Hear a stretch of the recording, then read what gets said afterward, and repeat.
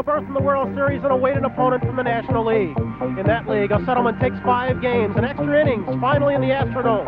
A fly ball to Gary Maddox ends the waiting in Philly. Tonight, from Veterans Stadium, it's the Kansas City Royals and the Philadelphia Phillies in Game 1 of the 1980 World Series. The 1980 World Series, an inside look at the series and a preview of Game 1. Brought to you by Coleco, makers of head-to-head electronic sports games. And by Canon, so advanced, Canon is the world's leader in 35mm photography. There's a chill in the air, but a glowing warmth in the heart of Philadelphians who have waited 30 years for this moment, the opening game of the World Series, matching the Kansas City Royals against the Philadelphia Phillies here at Veterans Stadium. Good evening, I'm Bryant Gumble, and welcome to Game 1 of the 1980 World Series, matching the Kansas City Royals against the Philadelphia Phillies. What do these two teams have in common? Well, they're both here. They both have rookie managers. But other than that, they are teams of very stark contrast. The Kansas City Royals, a team built on speed. The Philadelphia Phillies, one considered to have been built on power. Kansas City Royals swept through their season with the greatest of ease. The Phillies struggled. Did it with great adversity, didn't wrap it up until the next to last day of the season. Even on into the league championships, there was a very big difference. The Royals swept aside the Yankees in 3 straight. For the Phillies, they had to endure 5 painful, excruciating games, with the Houston Astros 4 of those in extra innings. We're going to take a look at how they got here, starting with the Royals, who occupied first place for 121 days. The Royals broke camp with many of the same players that captured 3 division titles in 4 years, but there were some new additions. Acquired from the Angels to supply some power, Willie Aikens, and over from the Orioles to take over the managership, Jimmy Frey. The team was complete. Well, I think this year we had ingredients of everything. We had the pitching, the speed, the defense, and luckily we got power when we needed it. In Kansas City, we don't hit a lot of home runs, but on the road, the ballparks are smaller, and we get our share of home runs. Hitting their share of home runs and getting a lot of hits, the Royals collected runs at their usual pace, but they were missing Darrell Porter. He had a problem that was to keep him out of action during the early months. In those early months, they stumbled, playing barely 500 ball. They were carried by the strong left arm of Larry Dora, one of the few who believed Kansas City had plenty of pitching. Yes, I do. I thought we've had the pitching staff since I've been over here. It's just a matter of getting the right breaks in the right situations, and this year we did that. I think one of the big reasons probably is the year George Brett had, just a year of a lifetime. He seems to be getting better and better each year, though who knows what he might do next year or the years to come. Another big reason, I think, has been our bullpen this year. Definitely Dan Quisenberry was our best pitcher in the bullpen. The bullpen, like the pitching staff, it had been a question mark in the minds of many, but by season's end it was strong. Dennis Leonard leading the staff with 20 wins, and what the starters couldn't finish, Dan Quisenberry did, filling the void in KC it had never been filled before. I didn't think I'd completely fill it like what happened. I didn't predict 33 saves. I thought I would do better than I did last year. I thought we'd have a much better bullpen because between Rennie Martin and myself, and I thought Marty Patton had the best spring of any pitcher in Royal camp, that someone was going to emerge. And between Rennie and myself, I thought one of us had the capabilities of becoming a good relief pitcher in the American League. Quisenberry was not the only KC surprise. Darrell Porter, behind the plate and rejoicing here, had little reason to believe he'd ever reach that point when he tearfully rejoined the team in mid-season. I went to Joe Burke and I advised him that I was a drug addict and an alcoholic.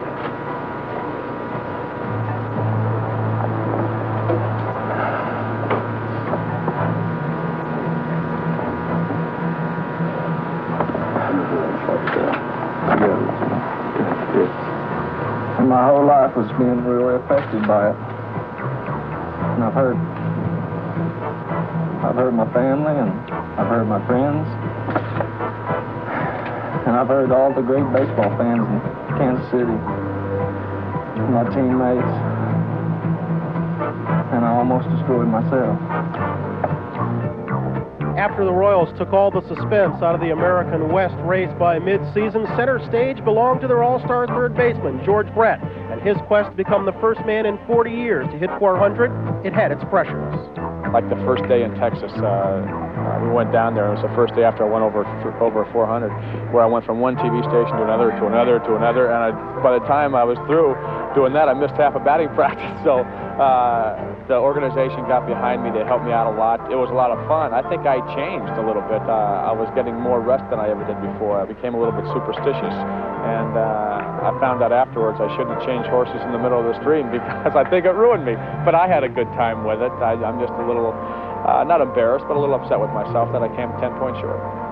After winning the West in a breeze, the Royals moved on to the American League Championship Series, and with Frank White winning the Most Valuable Player award, rid themselves of a longtime nemesis in the Yankees. But this season, with the turnover of a lot of players that beat us are gone, and well, we felt that if any year we could beat the Yankees, this would be the year.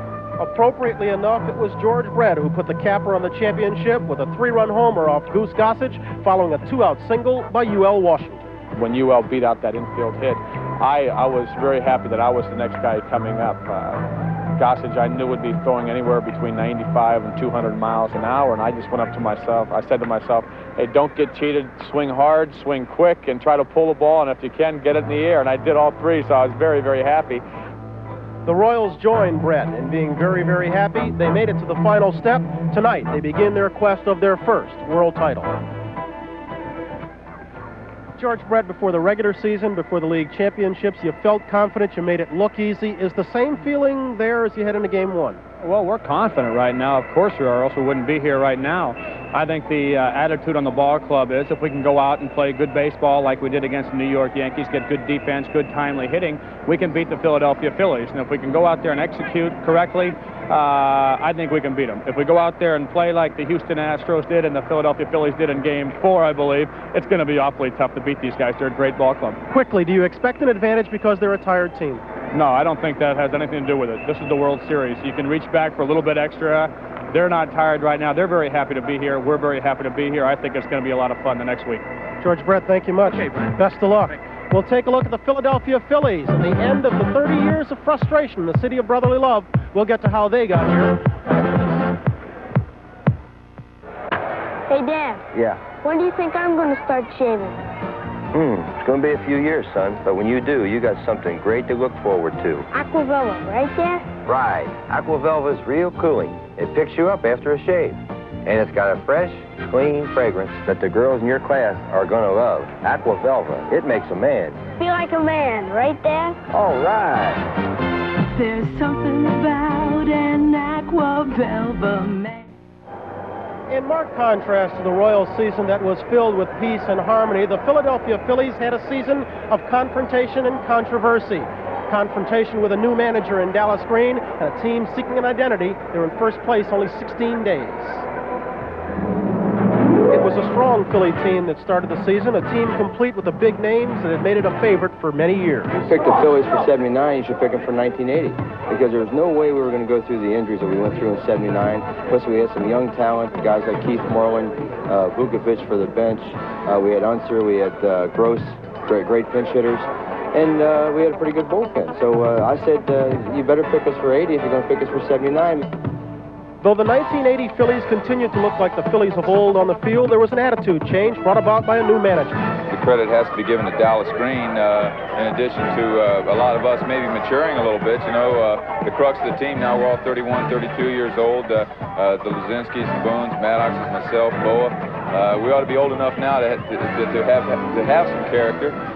We've been through enough hell on the baseball field in the playoffs in the past. And Dallas Green's blend of the young players on the team is very important also. Though the Phillies struggled in the early going, they continued to get fine performances from some of their more unheralded players. Second baseman Manny Trio turned in stout defense and toyed with the 300 mark all year long. And right fielder Bake McBride, though he continued to have his problems with manager Dallas Green, responded with a 300 season and 87 RBI. But all the hustle and all the effort that was a part of this Phillies season was interrupted by accusations of a drug scandal in mid-July. I built a reputation here in 10 years, and in one day it's down the drain. Not only for me, my wife, my mom and dad out in California, and everything that I've been accused of is totally wrong. It's false. There's no true information at all linked to me and narcotics. After surviving the scandal and hitting a low point in early August, the Phils came on strong, winning 36 of 55. They went to Montreal having to win 2 and did win 2 to clinch the National East title. Mike Schmidt providing the winning runs with his 48th home run to go with a season that included 121 RBI. Indeed, when Tug McGraw struck out Larry Parrish to clinch the National East title with a winning run on base, cap off a season that included a 1.46 ERA and 20 saves, his joy, his effort, his achievement typified the spirit of a team that had won almost in spite of itself. The Phillies have reached back all year long. We've had our backs to the wall. We've made it as tough as we could for ourselves, and we felt real strong about going up there. We'd gone that far, and we'd come down that close, and we just felt all the way that we were going to be able to win it. We had that feeling, you might say. After winning their mini-pennant in Montreal, the Phillies moved on to the National League Championship Series and took part in the bizarre battles of Houston. There they survived the Astros, their own mistakes, and a most incredible series of plays. There was the Gary Maddox ball that went from a 1-3 putout to a triple play to a double play. There was the line drive to right that was called a catch when it appeared to be a trap. It scored a run but brought on yet another strange double play. And through it all, through the 5 games that included 4 extra inning affairs, there was a Philly team that continued to fight back when they appeared to be on the edge of elimination. An exhausting, emotionally draining series filled with more than its share of heroes and improbable happenings, the MVP was himself an improbable hero, Manny Trio. To tell you the truth, I was willing to win the most valuable player on my team, but it happened the other way, and I think right now it's more bigger than the one I was looking for. And besides, I told my wife I'm going to get it for her, so I think I did it. When Enos Kubek hit a Dick Ruthven pitch into the waiting glove of Gary Maddox, it brought to an end 30 years of frustration in Philadelphia. Tonight, the Phillies will attempt to begin to do what the Phillies of 15 and 50 could not do, win a first world title for the city of brotherly love.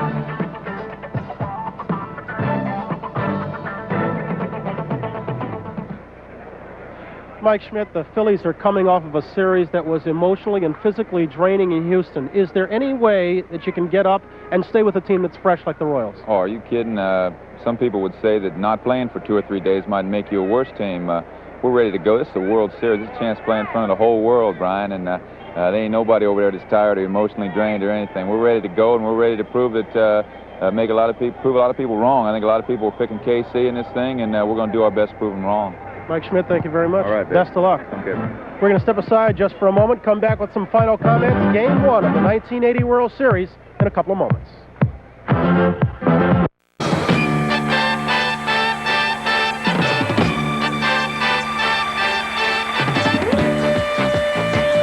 This evening from Philadelphia, NBC Sports presents Game 1 of the 1980 World Series.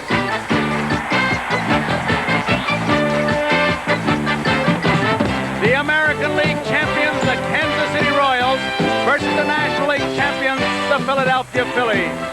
Brought to you by Light Beer, everything you always wanted in a beer and less. And by Ford and your local Ford dealer, who invite you to test drive the new 1981 Ford cars and trucks. And by Gillette Etra, the pivoting head razor. The pivot makes it better. And by Pepsi Cola and your local Pepsi Cola bottler, who invite you to catch that Pepsi spirit.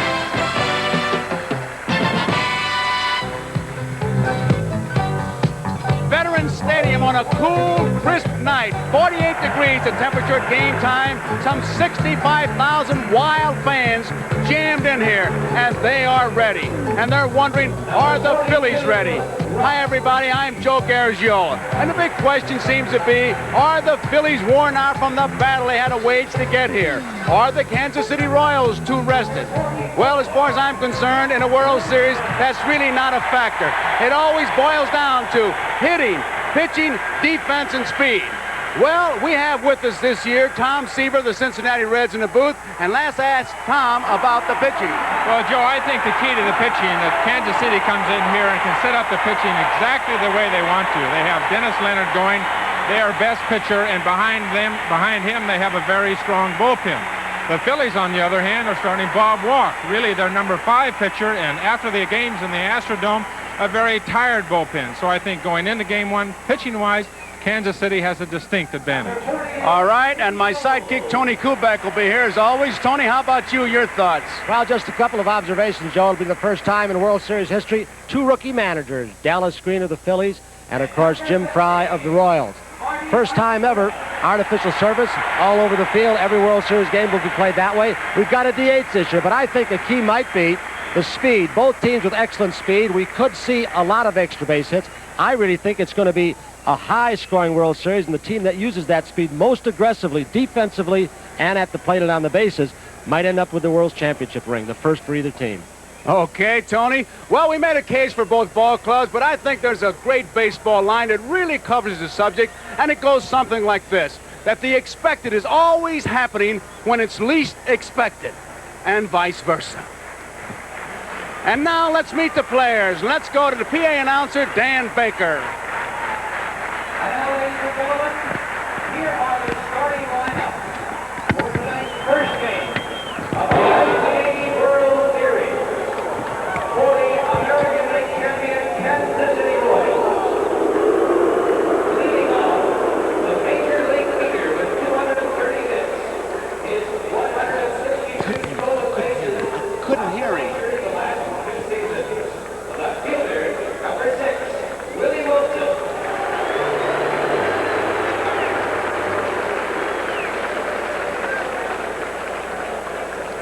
Batting second, the leading run producer among all designated hitters in the American League with 83 RBIs, number 11, Tug McGraw.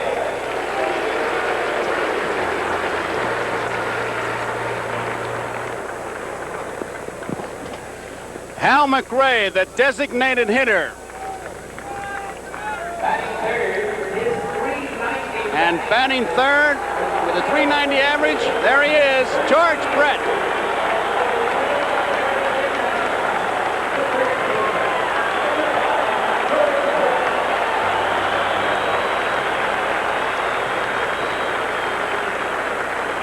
In the cleanup spot,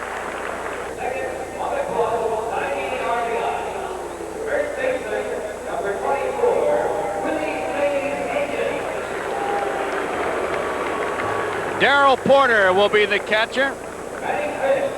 He's batting fifth.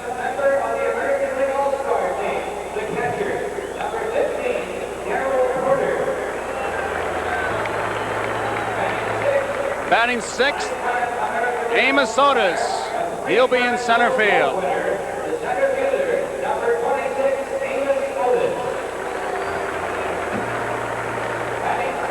Batting seventh, right fielder, Clint Hurdle.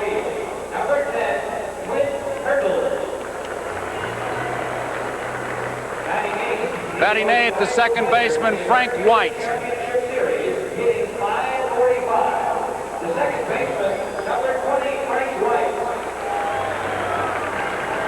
And batting ninth, the shortstop, U.L. Washington, the starting lineup for the Kansas City Royals. There you see the pitcher, Dennis Leonard, who won 20 games and lost 11 in 1980. And the starting pitcher for tonight's game, a 3-time 20-game winner. Warming up in the bullpen, number 22, Dennis Leonard. The introductions having been made, the manager, Jim Frey, rookie manager, came over from the Baltimore Orioles. How do you like that? Didn't get introduced. They got him right now. Okay, that makes it official. And now for the National League champion.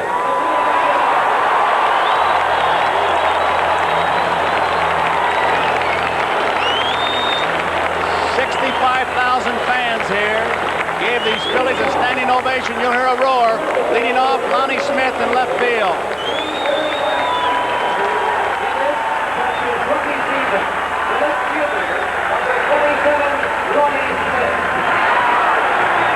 Batting second will be Pete Rose at first base. He'll get a roar.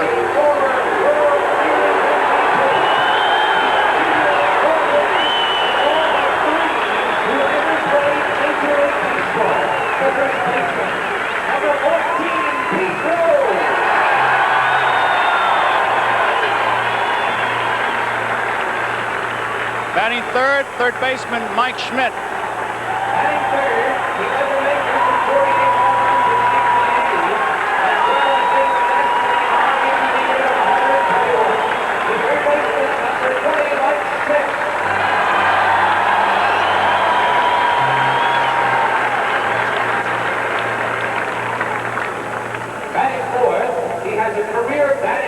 Batting fourth, Bake McBride. He'll be in right field.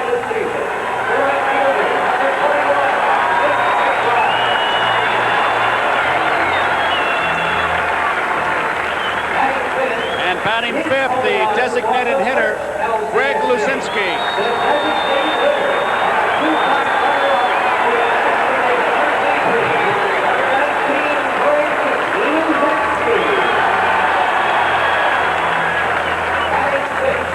Batting sixth, the center fielder, Gary Maddox.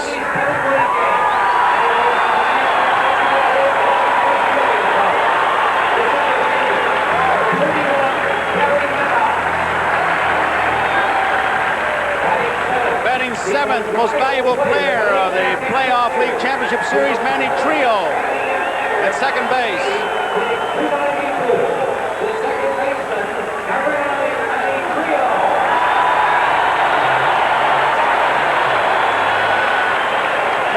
Figure you may have picked up was Sparky Lyle, who was seated on the bench. You may see him again. Batting eighth, Larry Boa. He'll be at shortstop.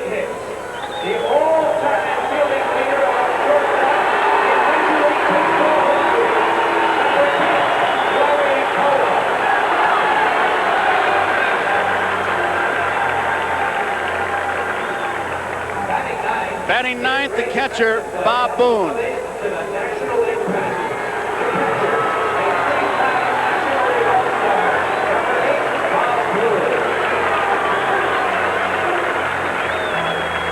And there you see Bob Walk. He was the Phillies' third selection in the June 1976 secondary phase of the draft. He won 11 and lost 7. Did not appear in the playoffs with Houston. He is the only rested one. Bob Walk. Dallas Green, the manager, being introduced now.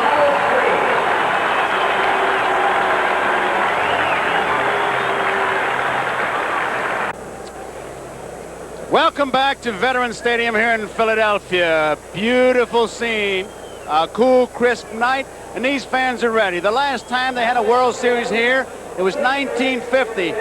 The Whiz Kids, and throwing out the first ball, the manager, Eddie Sawyer. And there he is.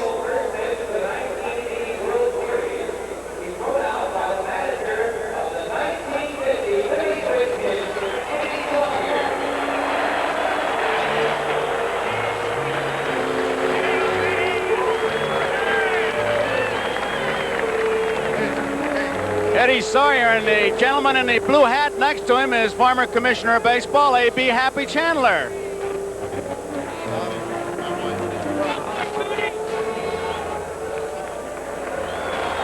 And there go the Phillies.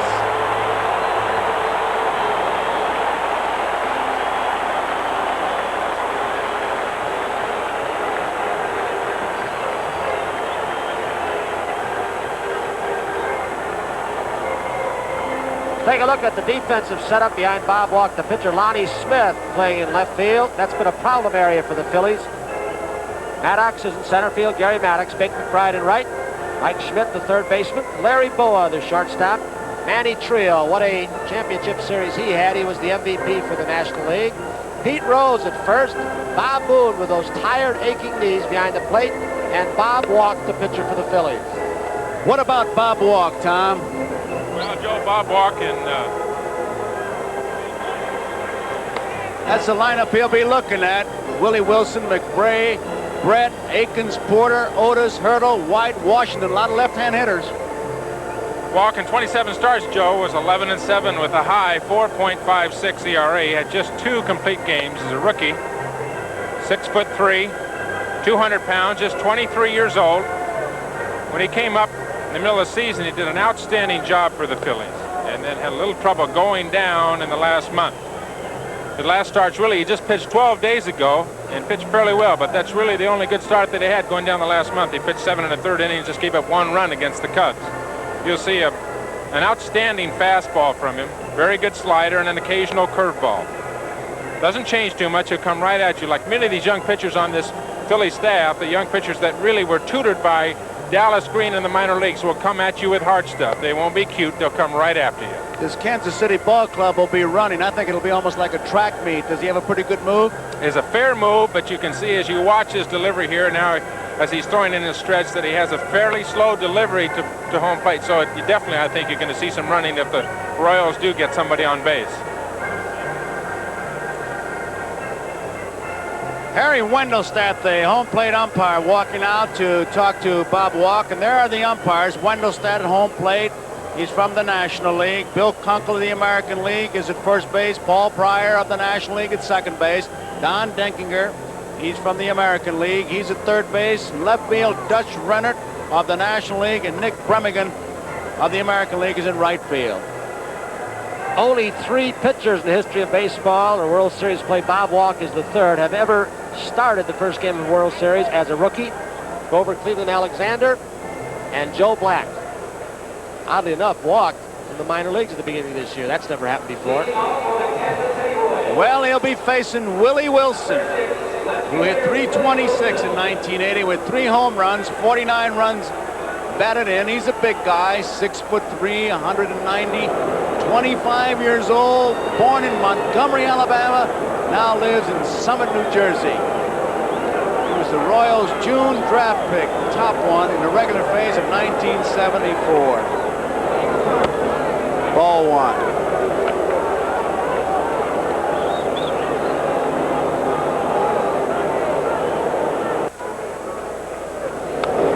That's fouled out of play. 1 ball and 1 strike. Willie Wilson. He gets on. You almost have to throw to third to head him off. He is, Gene Mock calls him the most disruptive base runner, the most disruptive player in the American League. Foul out of play. 1 ball, 2 strikes. Walk appears to be throwing pretty hard. That last pitch especially, Tom. I say he has an outstanding fastball, Tony, and he'll come right at you with an occasional slider, occasional curveball, but if he does have a problem, he'll be with control, and the hitters are going to see a lot of fastballs. He struck him out. Good fastball. 1 out.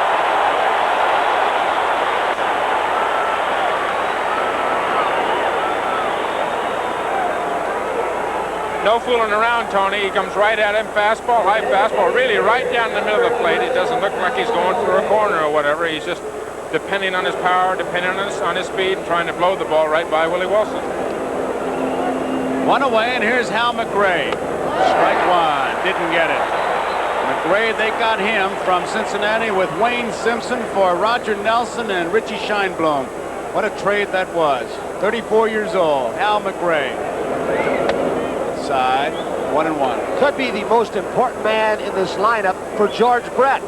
Hitting in front of him today as he does against right-handers. He usually hits behind him against left-handers. If he has a good series, Brett might have a good series. 2 balls and 1 strike. McRae 5'11", as we look at George Brett, practically the Kansas City franchise. He really woke up America going for 400. Good fastball. He misses. 3-1. McRae, born in Avon Park, Florida, now lives in Bradenton. That's out of play. 3 balls, 2 strikes. Nobody on. 1 man out. Top of the first. Game 1. Players on these 2 teams do not have much World Series experience. McRae has been in 2. Ken Brett been in the World Series for the Royals and just 2 for the Phillies. Rose and your former teammate, Tug McGraw. 3 balls and 2 strikes. You know, one of the most useless questions, I think, Tony and Tom, is when they ask a guy, who would you rather play in a World Series? They asked Ken Brett that, and he said the Chicago Cubs. Outside. Base on ball, so McRae is on, a base runner, and it brings up George Brett. If you start with his statistics, you'll be here until next week.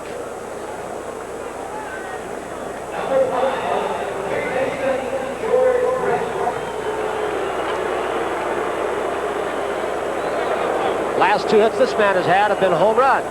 You all saw the shot off the Goose Gossage. Of course, he also hit a home run against Davis, the left center field, Kansas City. His last 2 base hits have been home runs.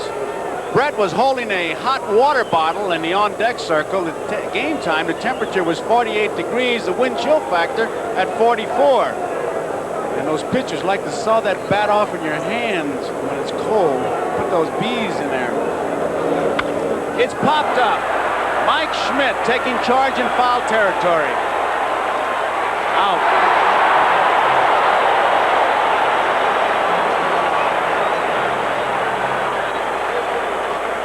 Two men out. McRae at first base, and it brings up Willie Mays Aikens. Willie Mays Aikens, born in Seneca, South Carolina, still lives there. Born during the 1954 World Series, so it's pretty obvious who he was named after. The delivering physician was the man who said, we're going to call you Willie Mays Aikens. 6'2", 220. He'll be 26 years old on October 14th, and there are his stats. 20 home runs, 98 runs batted in. And if that ball's in the area, you're going to see a pretty good swing.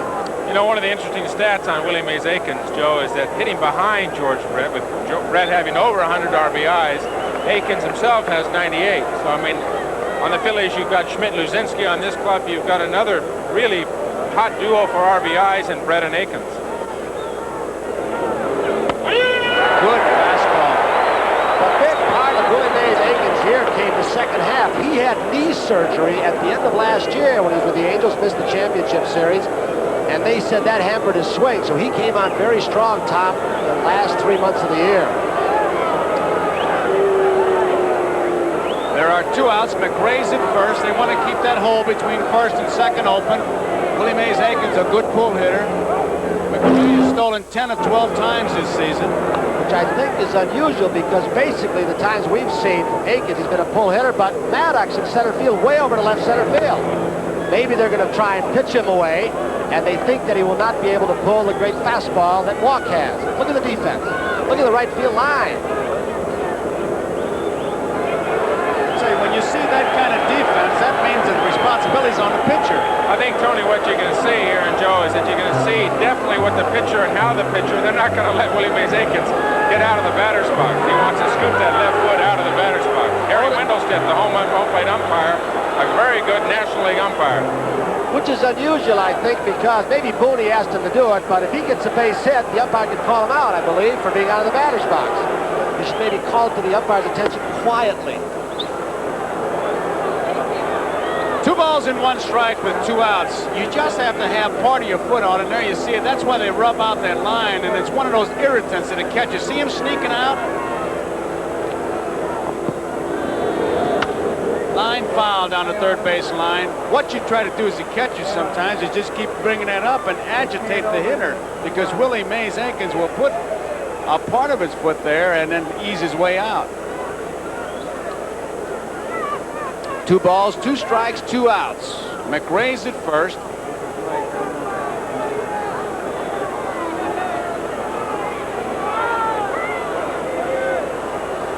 He hit that off the end of the bat, and those bees, it's just like getting a little bit of a shock is what happens. It's cold. Hit that ball off the end of the bat. Tom, I don't think it's just the speed of Walk. That in itself is something so far tonight, it looks like. But the fact that his ball is moving away from left-handed hitters so. Well, it's going to move away from the left-handers and obviously into the right-handers. Got a pretty good discussion between Wendelstedt and Aikens down there about where he's going to put his foot, because right after he did draw that line and said you got to stay in the batter's box, the very next pitch, he edged himself right back out again. Well, you know where they got that from? Charlie Lau, now the Yankees hitting instructor. Move away from the plate and back as far as you can get. And you can believe that Boone's pouring a little gasoline on that fire. There goes the runner. It's foul back. McRae heading out. You know, Joe, we just talked about that rule about the batter's box as McRae goes back. We've got Ron Luciano in the booth with us, and Ronnie, can you fill us in on that? Yeah, technically what he's telling Willie Mays, of course, is that if you, like you said earlier, if you hit that ball while you're out of the box, I'm going to have to call you out. So get that foot in there and keep it in there. It's well hit, left center field. Maddox is there. Maddox has room, makes the catch, and that ends the first inning. Willie Mays Aikens flies to center, and as we go into the bottom half of the first inning, No score. Kansas City, Philadelphia. We're back in Veterans Stadium, Philadelphia for Game 1 of the World Series. And here's the defensive alignment for the Kansas City Royals. Willie Wilson is in left field. When he becomes a center field, he'll be the best ever out there, one of the best ever. Amos Otis in center, Clint Hurdle in right. George Brett at third. U.L. Washington, the shortstop. Frank White, he was the MVP in the American League Championship Series. He's at second. Willie Mays Aikens at first. Darrell Porter, the catcher. The pitcher, Dennis Leonard. The batting order that Leonard will be facing has Lonnie Smith leading off in left field, Pete Rose at first base, Mike Schmidt third base batting third, Bake McBride in the cleanup spot. A little bit unusual there, but he wanted to break up that right back-to-back right-handed hitter. So Luzinski, the DH, Gary Maddox is in center field, Manny Trio at second base, Larry Bowe at the shortstop, and Bob Boone is the catcher. And Dennis Leonard, a pretty good pitcher, Tom.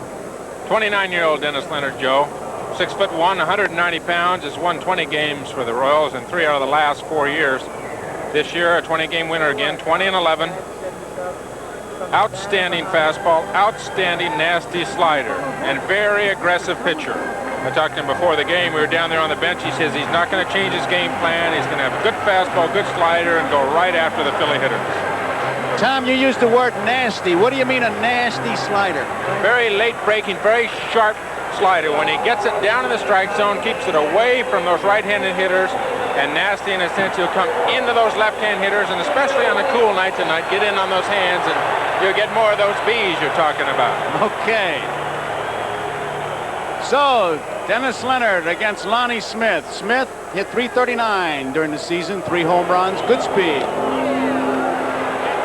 And it's ball 1. With a designated hitter rule in effect for this World Series, manager Dallas Green can put Lonnie Smith in his lineup for his speed. And he's got a good bat, and also include the power of Greg Luzinski in the DH spot. No matter which way you look at it, though, it's been a problem defensively for them.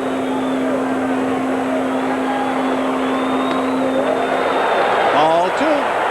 2-0.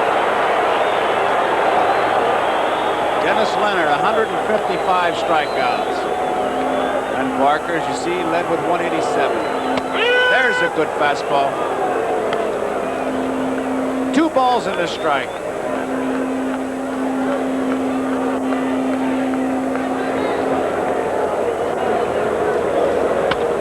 Bouncing ball. Frank White has it. 1 away. Joe, Tom and I talked to Frank White, as we all did, talk to various players around the batting cage. Frank was talking about getting that first World Series ground ball. He said, I want it in a hurry. He's talking about it right now. He said, this field is much slicker and faster than the one in Kansas City. And he was very concerned, wasn't he, for a great fielder that he is. Right now, he's talking to Willie Mays Aikens. Tony, I think this AstroTurf, especially with a little chill in it, it gets a little bit harder, and even Larry Bowe is concerned about it, that the ball's going to be a little bit quicker coming off that AstroTurf on the ground balls. In the summer, of course, when it's very warm, it's a little bit more resilient and takes some of the energy out of the ball and won't be quite as quick as it is under, say, cool weather conditions. Misses. 1 ball, 1 strike. You've heard it before, but we'll tell you again. The inspirational leader of this ball club, and throughout every out when they were behind in that league championship series, Rose was all over some of his players to inspire them. By Hopper, UL Washington has it. There's a throw, 2 outs. They foul him coming back. UL Washington, good arm, the toothpick kind of guides him, I believe. He said at the time he sleeps with it. I asked him why he puts the toothpick in his mouth, and he said, why not? So they're 2 away, nobody on. Mike Schmidt. Schmidt, 48 home runs, 121 runs batted in, hit .286.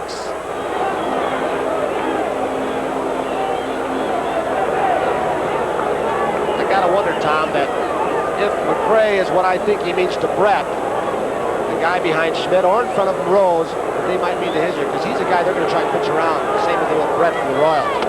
Well, exactly right. Brett's the guy on the Royal Ball Club you don't want to beat you. Schmidt's the guy who on the Philly Club could mean disaster. He could carry a ball club through a World Series if he gets hot. He had a very difficult playoff series, pressing probably, and now obviously looking for a very good World Series. 2 strikes to count on Mike Schmidt. Oddly enough, when you look at it, the two guys you don't want to have beat you, Schmidt of the Phillies and Brett of Kansas City, were both pretty well stopped in the playoffs, and yet they went on to win. So it shows the balance of both ball clubs.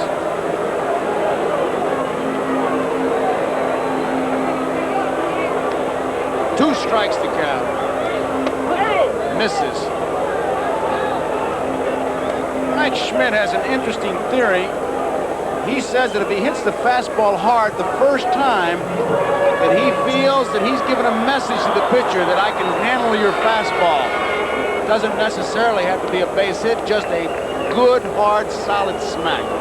Right now, it's 1 ball, 2 strikes, 2 outs, nobody on. Joe, if he hits that fastball too, Mike is an outstanding off-speed or a curveball hitter, and if he can get to your fastball, you're in trouble. He didn't get to that fastball, so he's out on strikes. The Phillies go down 1, 2, 3. We complete 1 inning of play. Kansas City, nothing. Philadelphia, nothing. Well, the rookie Bob Walk of the Phillies had a relatively easy first inning. We talked to his pitching coach, Herm Starrett, to give us some insight on Bob Walk.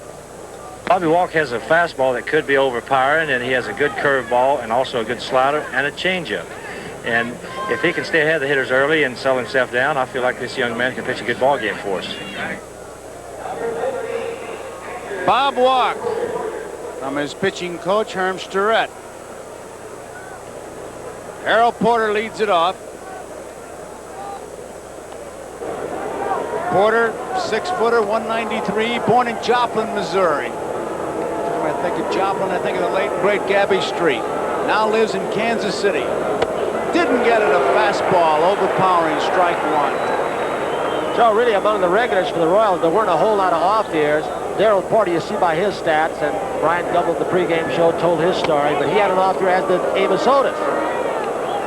But both had either physical problems or the rehabilitation problem that Darryl Porter went through. He's got a good eye. He can get you a base on balls in a hurry. 1 ball, 2 strikes. Porter with Jim Colburn came over for Jamie Quirk, Jim Wolford, and Bob McClure. Milwaukee. This Royals ball club, and you alluded to it earlier, Joe, about the left-handed hitters, is a much better hitting ball club and a better team all around against right-handed pitching. 2 balls, 2 strikes. No outs, nobody on, no score. We're in the top of the 2nd inning. Walk averages 5.6 strikeouts per 9 innings. Just missed inside. Breaking pitch. You see Wendelstedt wave that hand over, telling the bench that ball was inside. They can see high or low, but it runs a manager and a team crazy when the umpire keeps motion inside or outside because you can't see from the bench and you have no argument. Walk team, just as Tony said, good base on balls hitter, and Porter is on, and Walk averages 4.2 base on balls per 9 innings. There's his first one of the night, and it brings up Amos Otis. Second walk given up by Bob Walk. Those stats on Otis don't tell a true story. He came out of spring training. It was during the players' strike, the work stoppage. He went to a batting machine, one of those where you pay $1 for 50 balls, and one of the balls hit him on the finger. Ruptured a tendon. Just about 40 games. There's a strike. Amos Otis. 33 years old, 170 pounds, 5'11", born in Mobile, Alabama, lives in Blue Springs, Missouri now. Came over from the Mets with Bob Johnson for Joe Foy. Here's a guy that started out, Amos Otis, as a shortstop in the Red Sox organization, then played some first base, third base, Mets. They made him a center fielder.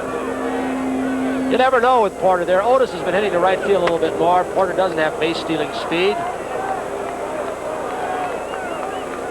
1 ball, 1 strike. Otis was a teammate of mine, Joe, when I was in New York for a while before he was traded over here to Kansas City. He was a center fielder, and Gil Hodges, who was our manager at that time, wanted to make him a third baseman, and Otis liked the outfield. And I think that's one of the reasons he was ended up being traded over to Kansas City. That's funny, if a manager wants to make an infield and you like the outfield, you end up getting traded. I think it's interesting as you look at 5 players throughout Major League history who started out as shortstop as he did. The Red Sox organization, Mantle was a shortstop, DiMaggio was a shortstop. You could go on and name more and more. 2 balls and 1 strike. Nobody out. Well hit, left field. Smith going back. That ball's out of here. Home run for Amos Otis. And this crowd, some 65,000, really stilled as Otis seemed to reach out and hit that ball.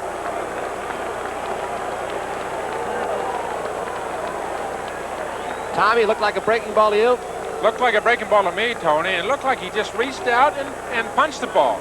And when he first hit it, I thought it was going to be a routine fly to the left field. Of course, the ball carries extremely well in this ballpark, but it certainly doesn't look with the swing that he had like he hit it home run power enough to hit it out. And Lonnie Smith gave up on it early. You bet he did. You know, I think it's deceiving as we look at this one go out of the park for a 2-run home run.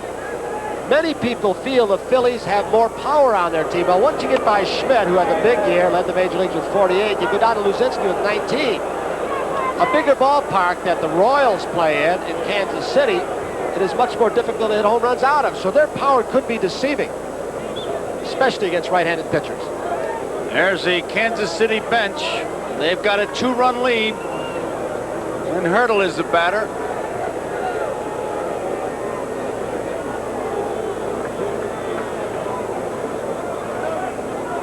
The Phillies bench.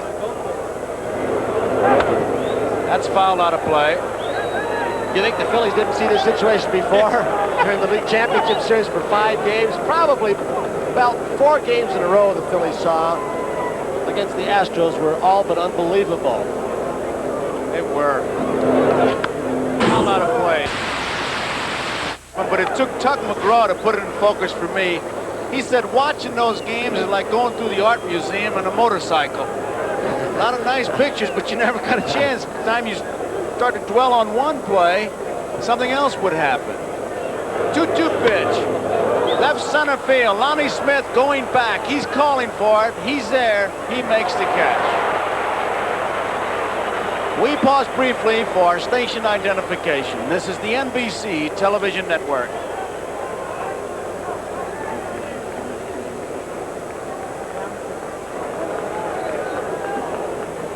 Joe Garagiola with Tony Kubek, Tom Seaver here in Veterans Stadium in Philadelphia. The Phillies trailing by 2, as you see.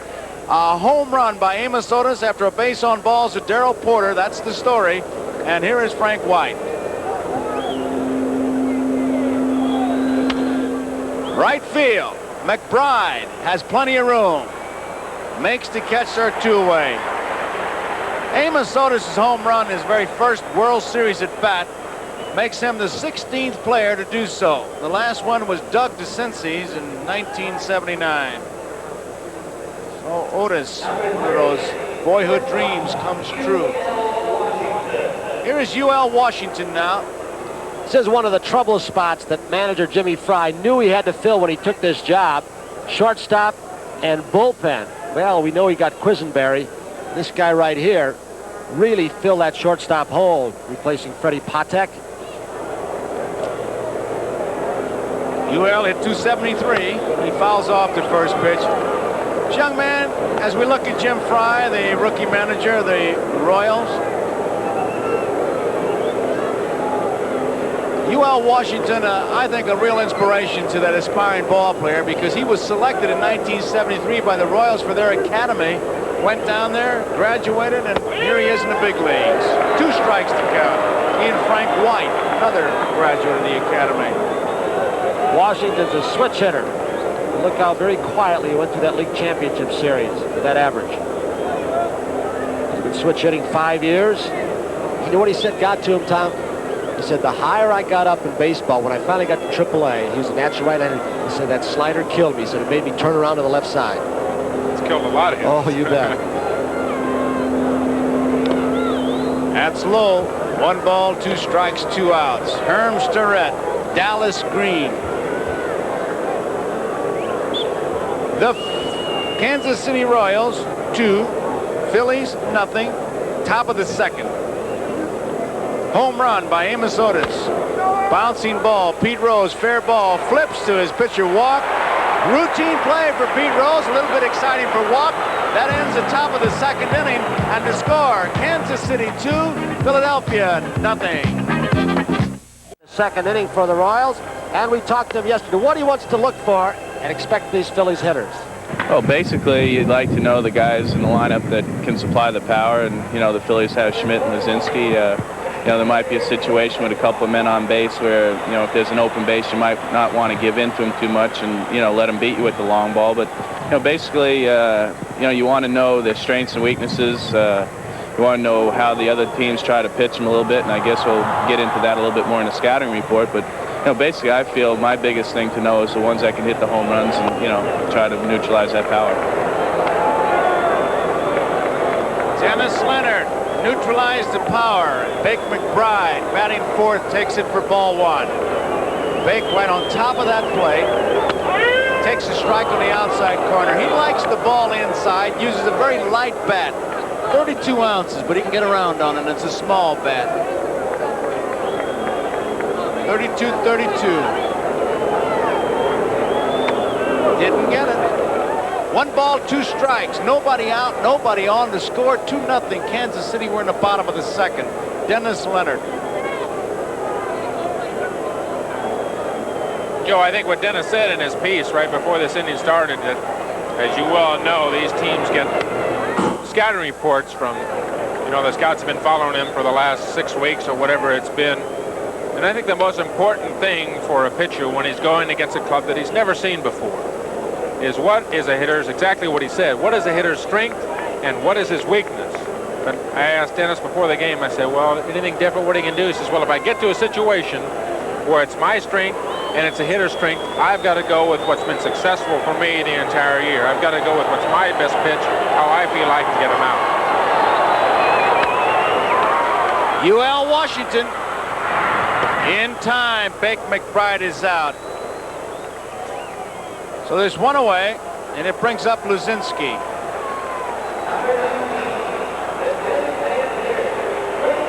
The Goodyear Blimp Enterprise giving us those beautiful shots. The pilot, Captain Dick Daniels, and there you see it. Veterans Stadium in Philadelphia, where right now the Kansas City Royals lead 2-0, 1 out in the bottom of the second. Greg Luzinski, the DH, designated hitter. Taps it foul, strike one. Tom, without getting into a seminar, do you pitch away from the hitter's strength and to his weakness? Well, I think there are certain situations, you know, it really does begin to be a seminar. Depends on how you're throwing, depends if there's a runner on second base, depends on what the score is. But I would think you might save a situation where you can attack a hitter's weakness if it becomes a game situation late in the ballgame, 7th inning, men on second and third, and you've got to get somebody out. Maybe you save one pitch someplace where you can get a hitter out, his biggest weakness, so you can get him out in a game situation. Fouled out of play by Luzinski. And the count, 1 ball and 2 strikes. Let me pursue that with Tom a little bit. Are you saying, and I don't think, you never go to guys' weakness, because big league hitters adjust, they change. Exactly right. No, you definitely have to, you don't go to their strengths, that's for sure. I mean, if a guy, Greg Luzinski, is a low fastball inside the plate hitter, you don't sit there and throw low inside fastballs and wait for a game situation to pitch him away. You pitch him right there. You pitch him real tough. But in a game situation, you go after, what you try to do is to go after the weakest spot that hitter has. 2 balls and 2 strikes on Luzinski. You saw Porter give that fastball sign, the outside part of the plate. Hit the left center field, well hit, way back, and making the catch, Willie Wilson. That's one of those, Joe, and you talk to the Royals players or the opposition players in the American League, you will perk up your head and look for the center fielder, because Otis looked like he was closer to the ball initially, and Willie Wilson seems to come out of nowhere. You've heard it before, but he is, I think, the fastest man in baseball. Mark, you've got some tough ones in the National League, I know. Martinez, his coach, said it's like having a 4-man outfield like they have in softball. 2 outs, and this is Gary Maddox, who hit .259 regular season.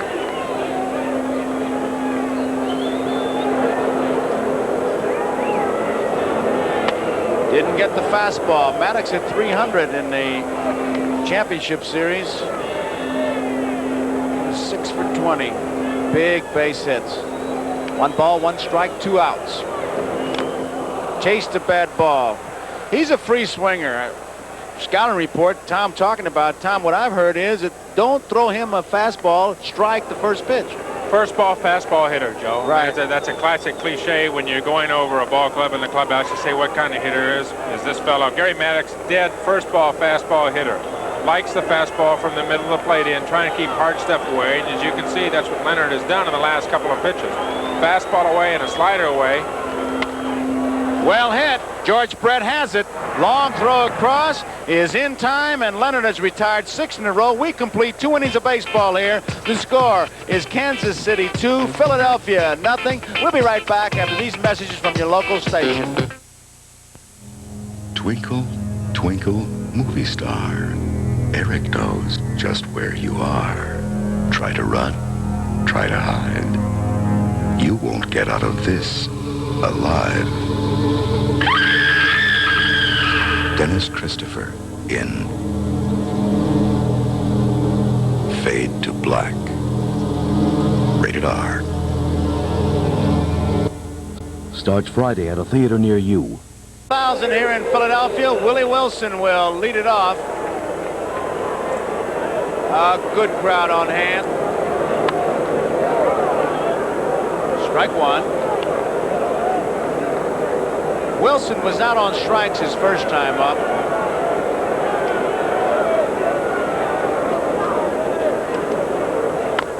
High chopper. Trio has it on a big hop. Easy out. Wilson is out. And that brings up Hal McRae. For the first time since he became commissioner, Bowie Kuhn is absent from a World Series game. His father passed away at the age of 87 earlier this week. Commissioner is in St. Augustine, Florida with his mother for the funeral, which will take place on Thursday. All of us at NBC Sports, certainly all of baseball, send our condolences to Commissioner Kuhn.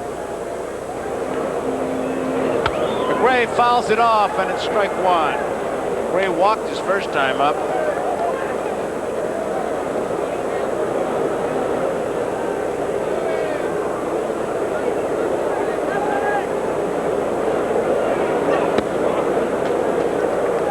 One ball, 1 strike. George Brett says of McRae that he did not know how to play the game of baseball in a winning fashion until McRae came over. This is one of the most aggressive men you'll ever see. Base hit up the middle.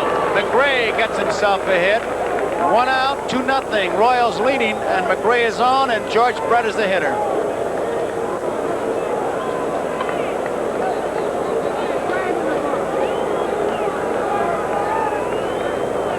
Brett fouled out his first time up.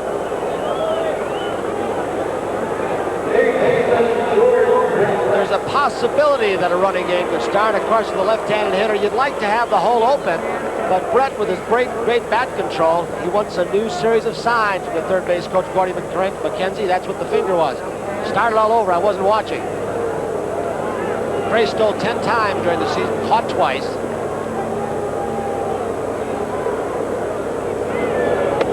Strike.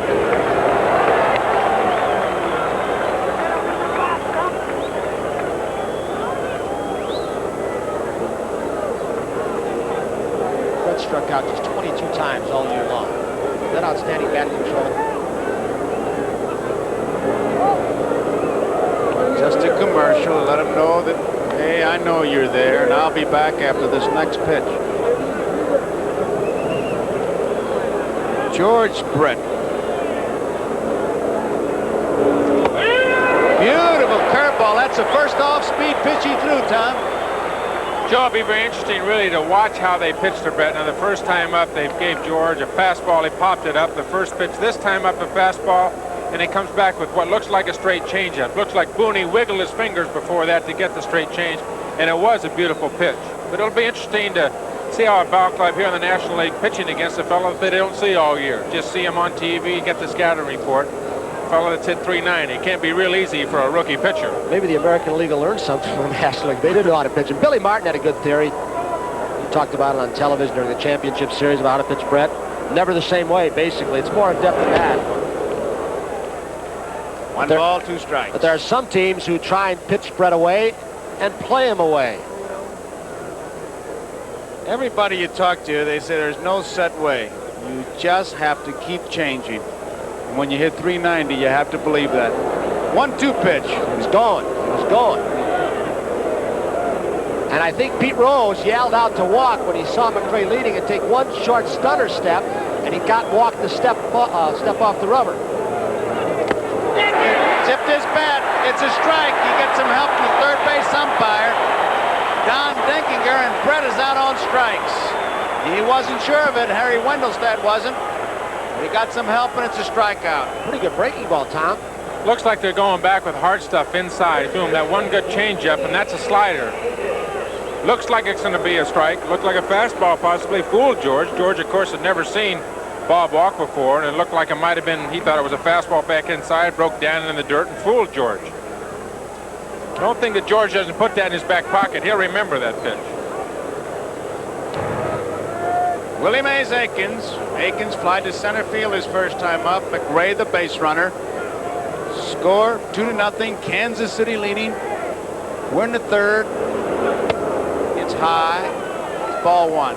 2 guys on the right of that split screen that you just saw a moment ago as we look at Aikens in the championship series. Rose and McRae played together, and Rose taught McRae how to be fearless on the base paths, and McRae brought it to Brett and the Royals.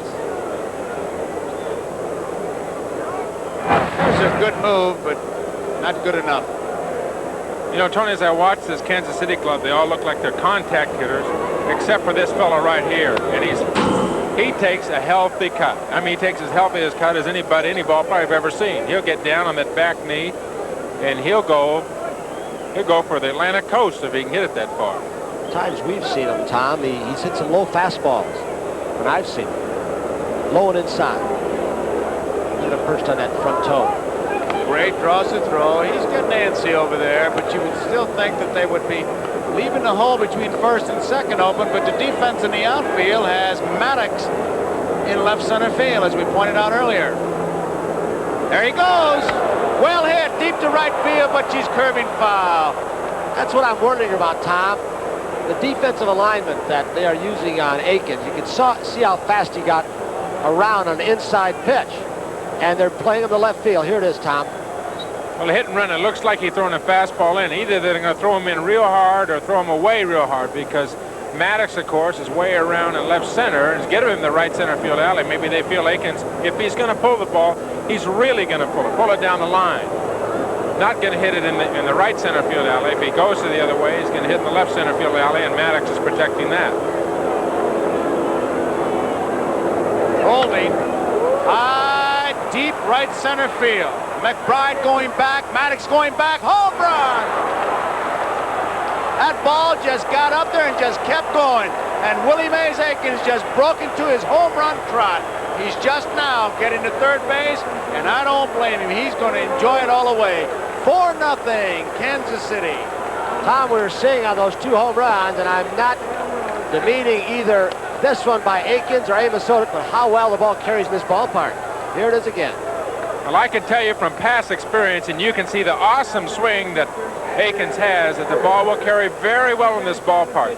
Maddox was way over in left center, and he did hit that ball right where the defense wasn't playing. Even if the ball had stayed in the ballpark, it would have been an extra base hit, even for Aikens, who is not a fast runner. Ball a little bit down and in, wasn't it? So it's 4-0, and here is Darrell Porter, and it's ball 1. Bob Walk, 1980. Gave up 8 home runs. He's been touched for 2 of them tonight. In the second inning, a walk to Porter and a home run by Otis. Now a base hit by McRae, a home run by Aikens. 2 balls and no strikes to count. 2 outs, nobody on. 4-0, Kansas City leading. Game 1 of the 1980 World Series. Misses 3-0. The fans are getting restless right now. They're down by 4, and Tom, I just got done looking down at that Phillies bullpen. Well hit, right field. It is a foul ball. Tony, you can see down there in the Phillies bullpen, nobody warming up. 4-0 already here in the That's why the 3rd inning, and it's I think it gives you a situation of what the Phillies bullpen is really like. They had to work so hard in Houston to get out of Houston alive from the Astros that they are really spent down there. And I think philosophically what they're doing, they've got 2 games here, game tonight, game tomorrow night with Carlton Doran. I think what they want to do deep down is to get out of Philadelphia 1-1. If they can get out of town 1-1 and have these 2 pitchers at least pitch maybe 6, 7, or 8 innings, I think they'll be happy. Herm Starrett coming out of the Philly dugout, going to pay his first visit to rookie Bob Walk. I know, well, in a way, in an indirect fashion, you might have said this, that they might be giving this game up so they can get their bullpen. I hate to say ever give up a World Series game. Billy Martin got into this problem with the Yankees one year when I think he went to his number 4 starter to start the first World Series game after a tough championship series. Well, I think it's obvious. If you look at the scoreboard, top of the 3rd, it's 4-0, and they still have nobody, warming up. 2 outs, another runner on first. There's Dallas Green in the Philadelphia dugout. That they want Walk to pitch some. They don't want to go out there and have to get him in the 3rd inning. They don't want to have to get him in the 4th inning. Amos Otis is the batter. He had a home run, a 2-run homer his first time up. Porter, who walked in the second, has just walked, and Otis takes his strike. 1 strike to count. Walk seems to be throwing, I would say, well. The 2 home runs have put him down by 4. He's walked 3, struck out 2. He has allowed 3 hits. 2 home runs and a single to McGraw. That's out of play. Walk, when he was called up from the minor leagues, really got it out of the chute in a hurry. He was one of the key men for the Phillies as the pitching staff was having problems. But late in the season, he really didn't pitch that well. And they moved Marty Bystrom, another rookie, into the rotation in September, and he went 5-0. At the time where you alluded to earlier before the ball game, but he was really the number 5 starter at times this season. Well, he came on very strong, Tony, for him. I think it was 8-2 at one point. And then in his last 12 starts of the season was 3-6 and had a 5.95 ERA, which is obviously not very good. He was 8-2 before those last 12 starts of the season and did a superb job for the Phillies. Picked them up, really. Bob Boone called him a lifesaver. And he came along right where we needed him, and he really picked us up when we had some injuries. 1 ball, 2 strikes, 2 outs. 4-0. Kansas City leading, top of the 3rd. Amos Otis.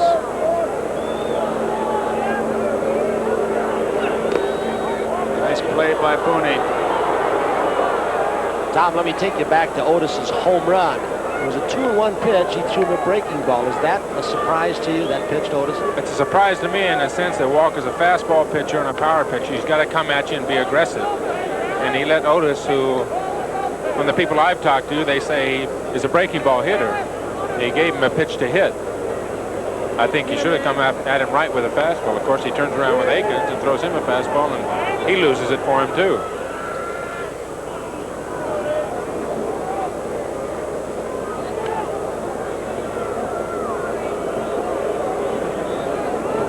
Try to hit that outside corner. Breaking ball. Mike Schmidt coming in fast. Bare hand grab. Throw, not in time. Amos Otis beats it out. It'll be an infield hit.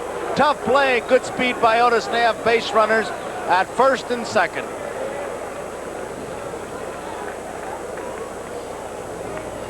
You'll see the speed of Otis on this breaking ball that he chops in the dirt. Schmidt was playing back. He made the play as quickly as you possibly could, barehanding it, flipping it over. And that'll show you the team speed of Otis in Kansas City. It'll show you the agility of Mike Schmidt down at 3rd base. He made 27 errors, but he could be very acrobatic down there. That's another thing, Tony, about Mike Schmidt. Not only does he have tremendous confidence with his bat, he has tremendous confidence defensively, and he will try those kinds of plays. He will try the play that seems to be impossible because he's so confident in his abilities. Strike is called. He went around, says Harry Wendelstedt. 1 strike. Here's the play again. See Wendelstedt. Fastball misses. 1 ball, 1 strike. Wilson was the first out in this inning, and McGraw singled. Brett was out on strikes. A home run by Aikens, a walk to Porter, and a base hit by Amos Otis. And it's low. 2 balls and 1 strike. And there is Dickie Knowles for the Philadelphia Phillies. As they start to loosen up. Ace runners. Porter at second. Otis at first. Clint Hurdle. Base hit to left field. Darrell Porter rounding third. Here comes the throw. They got a chance. They got it. Easy. A throw by Lonnie Smith to Bob Boone. And that may be the play that'll turn it around for these Philadelphia Phillies, who seem to be playing the first couple innings under a little bit of ether. Here comes Lonnie Smith. As Porter rounded third base, he stumbled and broke stride. I'm not saying that's why he did not get it, because he's hot by 15, 20 feet. But Lonnie Smith threw a rainbow, but he still gets Porter. Right there. Right there, he broke stride. Gordy McKenzie sending him home, but no run scored.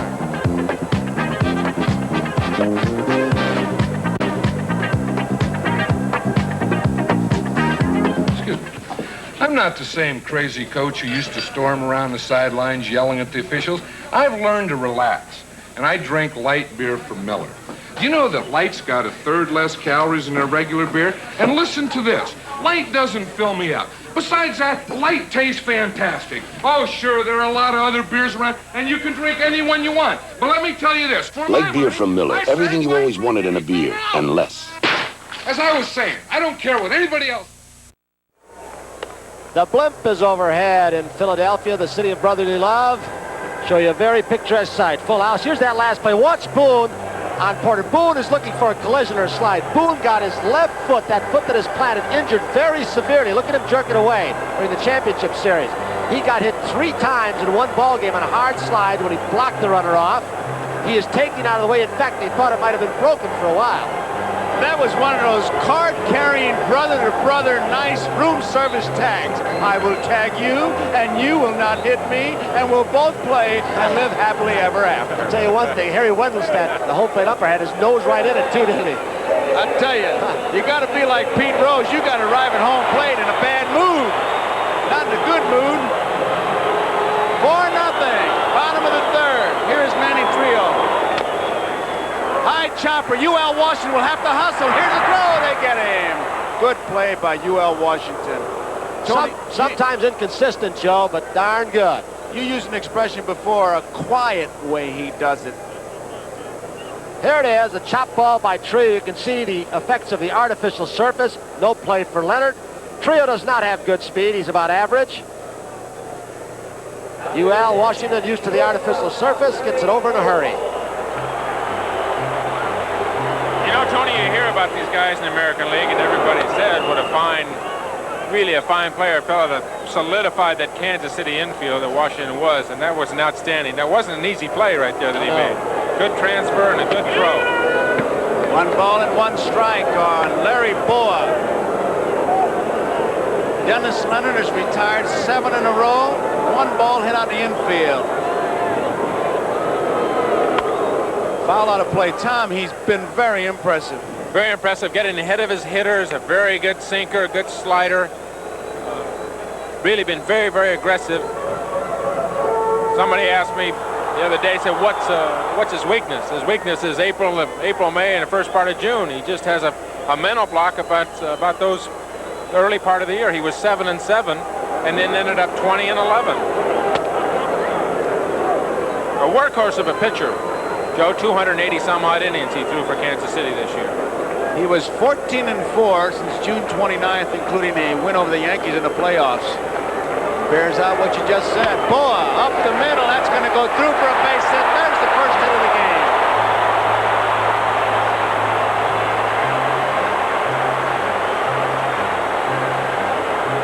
So the Phillies have a base runner. We're in the bottom of the third, 4-0. 1 man out. Boa at first base. Boone hit 229, an off year, but you talk about a guy hurting. Got some big hits for him. His knees, he just can't even get down low enough to get in position to throw. He's back. He has been booed in this town during the course of this year, but not at World Series time, at least not yet.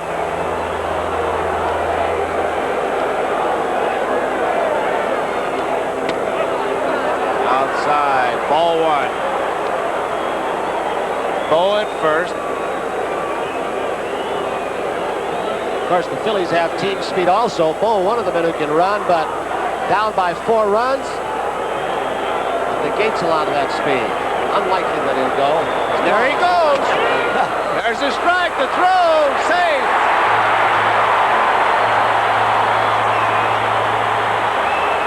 He got the crowd excited. That shows you how smart the old shortstop is. Unlikely to go. The words are out of my mouth, and he goes. The game has changed. And it is something that just might be enough to excite a Phillies team and get something going.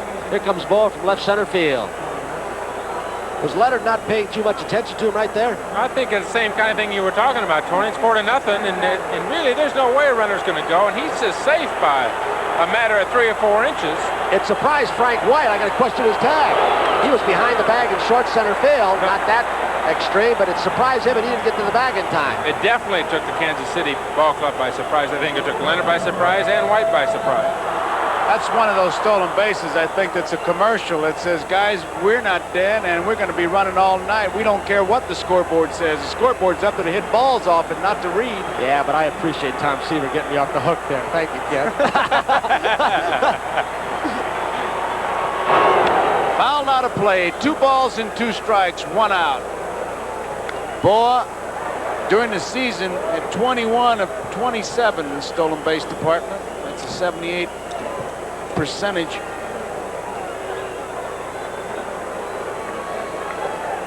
Bob Boone.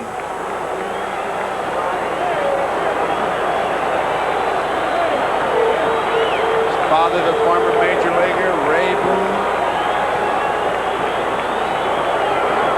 Line drive, left field, base hit, Boa scored, 4-1. Boone headed for second. Here's the throw, double.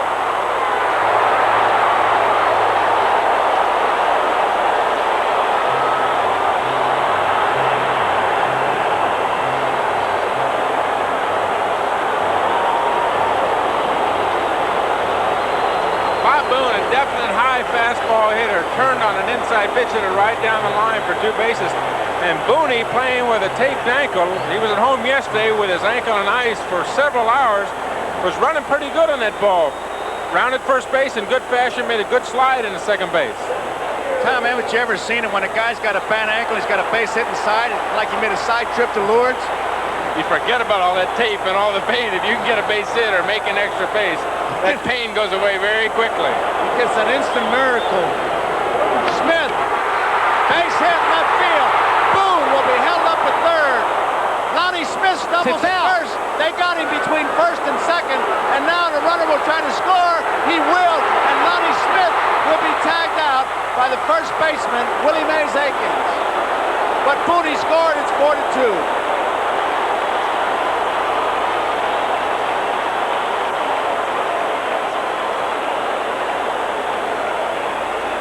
Well, here it is, just out of the reach of UL Washington.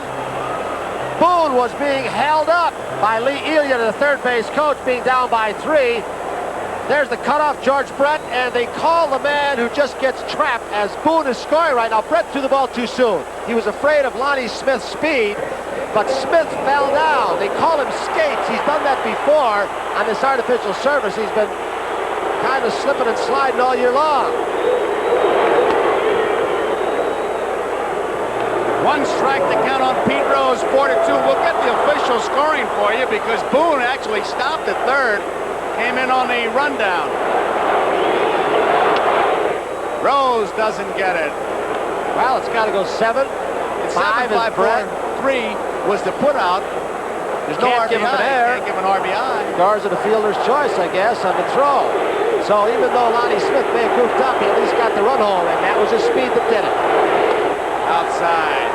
I think, Tony, is a pretty basic fundamental error, the kind of error that Kansas City will not make in a rundown. I think George Brett has got to get rid of the ball. He can't be running away from Boone with his back to Boone. He's got to get the ball down and let Frank White handle the ball at second base because Frank White has to play out in front of him. Foul ball. I think he was afraid of Lonnie Smith's speed. If he held it too long and didn't charge at him, Smith was going to beat his throw to second.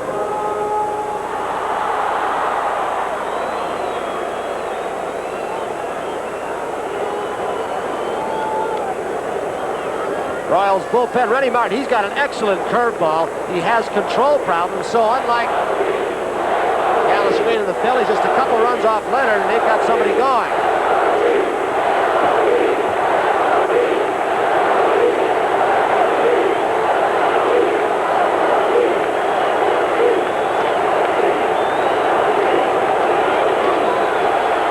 They loved him in Cincinnati, and they love him in Philadelphia. He's that kind of player. Thinking about Pete Rose the other day, there's a 12-year-old heart inside a 39-year-old body. 1-2 pitch. Hit him. Hey, he goes halfway out to the mound to Leonard.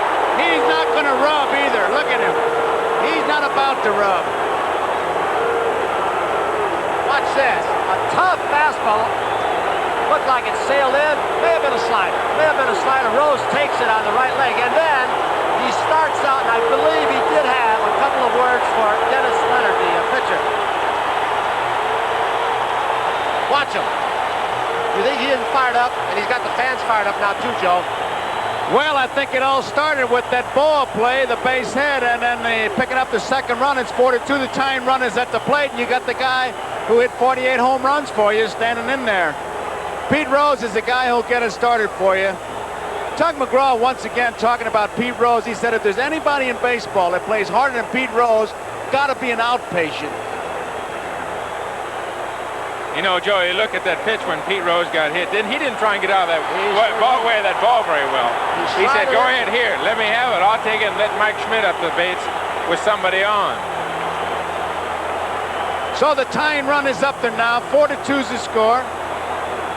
2 men out.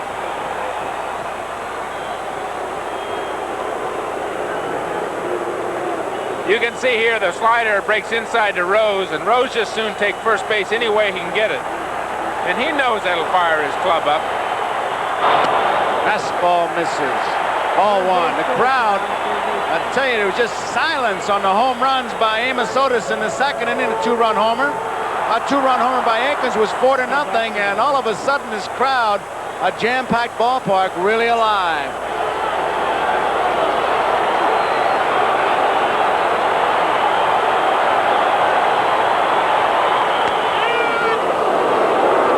One ball, one strike, 2 outs.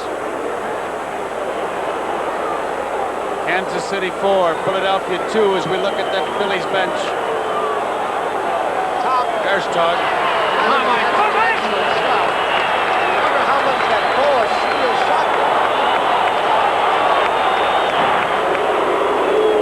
Tug McGraw, you saw him in the championship series and with the Mets. He's such a hyper player. You've got to believe.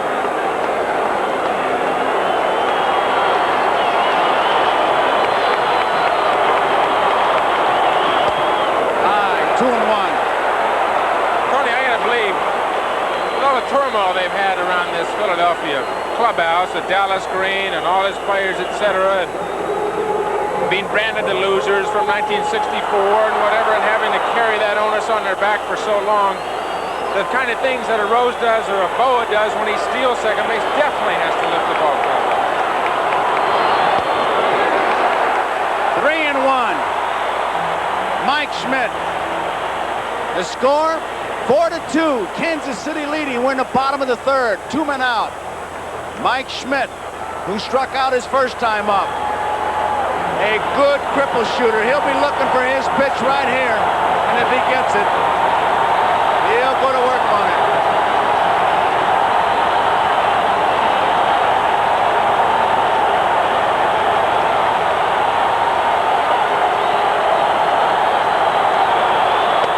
Walking.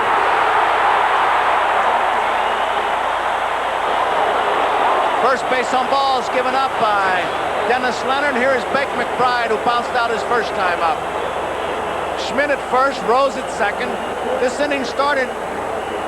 Trio bounced out. Boa single to center field. He stole second.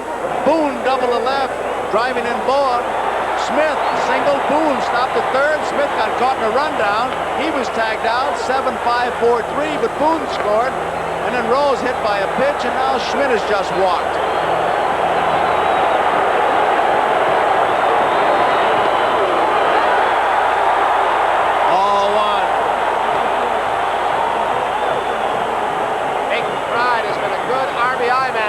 Phillies club this year. He's had 87. You've got to remember, a lot of the time he was hitting in the number 2 spot.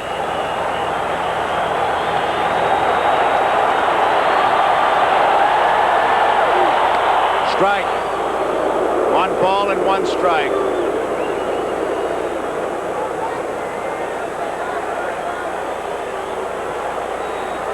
Pete Rose put the match to the gasoline, and we had the explosion for 2 runs here. The crowd right behind their ball club. Well hit, right field, way back, home run.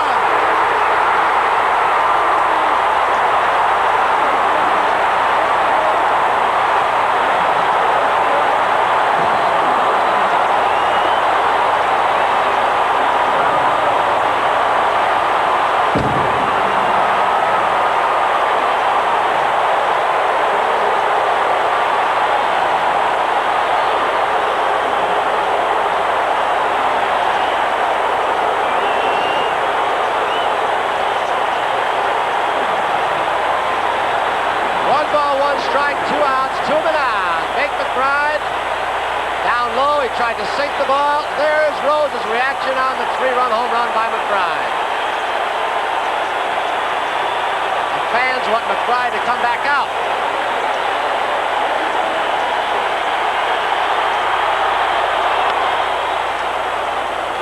Foul ball. That's out of play. McBride did come out for a short while. And how quickly it changes. It's 5-4. And Jim Frey, who had a 4-run lead, as he went into this bottom half of the third, now trails by a run. 5-4 Philadelphia. Dallas Green, who wanted to break up the 2 right-handed power hitters, Schmidt and Luzinski, put McBride in that 4th slot, and oh baby, did it pay off for him. Pull foul, he got around on that one. 2 strikes. Dallas Green. There he is. It's been a love-hate relationship between his team, some of the players, and himself. He's at spats with Luzinski, Boa, McBride, Maddox. 2 strikes to count on Luzinski.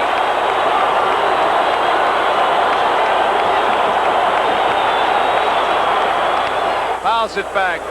Think about it. If he starts walk and he wins this game, Dallas Green with Carlton 1 up is really in good shape. So it's a much bigger game than is indicated just by the lineups. Well, I think that what Tony said in the pregame show, we were talking about you might see a lot of runs.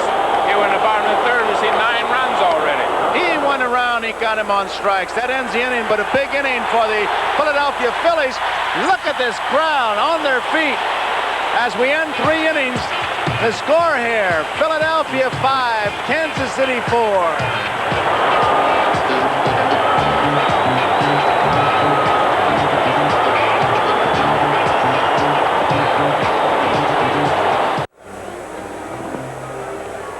The first 3 innings been characterized by a bit of role reversal here at Veterans Stadium. The Royals, known as a speed team, have scored their 4 runs on 2 homers. The Phillies, known as a power team, used Kansas City-like speed and jarring to generate some offense, then topped off a 5-run inning with a 3-run homer by Bake McBride. So it's 5-4 Phillies, and of great import is the question of Bob Walk's ability to handcuff the Royals offense and buy much-needed time for a tired Philly bullpen. As we start the 4th, the 60,000-plus fans of the bat have lots to cheer about. Joe? Okay, Brian. Here's Frank White. It's a strike. Dallas Green, starting his rookie Bob Walk, got in trouble, sticking with him. Didn't mean the swing's going to be a tough play. Rose to walk in time. 1 out.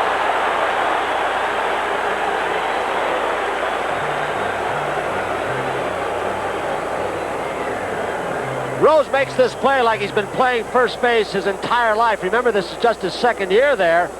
He gets the ball, Walk is over in time, he shovels it over in a big hurry because White can run.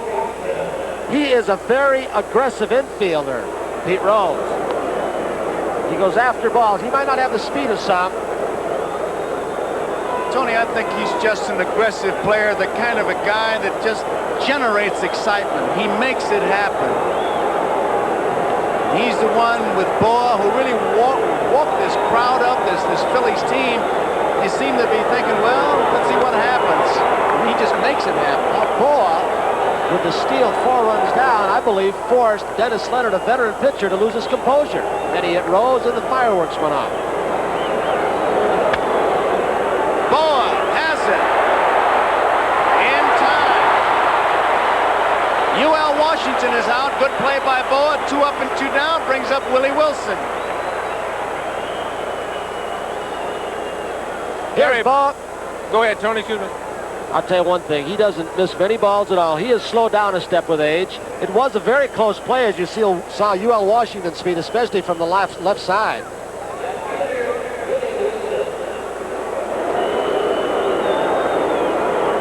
Willie Wilson was out on strikes his first time up. He bounced out second to first in the third inning. He's 0 for 2, strike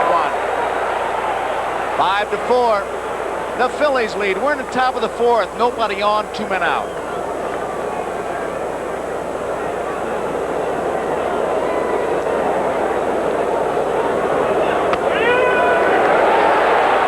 Two strikes.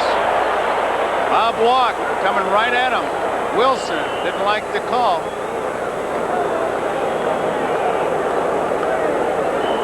Tom Watson, a big Kansas City fan, I'll tell you that. Did he swing? Did he go around asking no, says third base umpire, Don Deckinger. See, Watson threw out the first ball. Was it for Game 2 at Kansas City in the championship series? Tony, I played in the golf tournament in Amana with him, and he kept wanting to know about the Kansas City Royals. The Kansas City Royals. He's a big baseball fan. Foul tip. Wilson stays alive.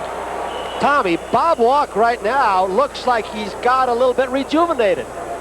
Good fastball, Tony, and he's come back giving Wilson good, steady diet of hard stuff. The last 2 have been 2 hard sliders, but definitely your ball club comes back, scores 5 runs, is definitely going to pick you up. No question about it.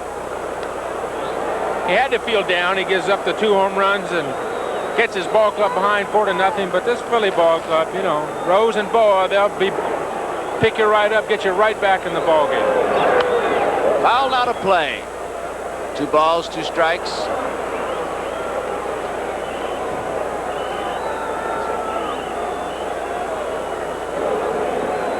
While Leonard was throwing in the last inning when the Phillies scored 5, Dickie Knowles continued to throw.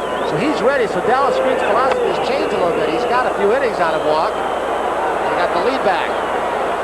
3 balls, 2 strikes, 2 outs, 5-4. Phillies are leading.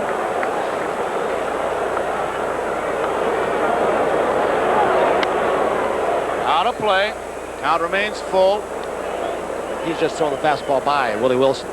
He did the first time. He hit a breaking ball the second time, and he threw that fastball by him.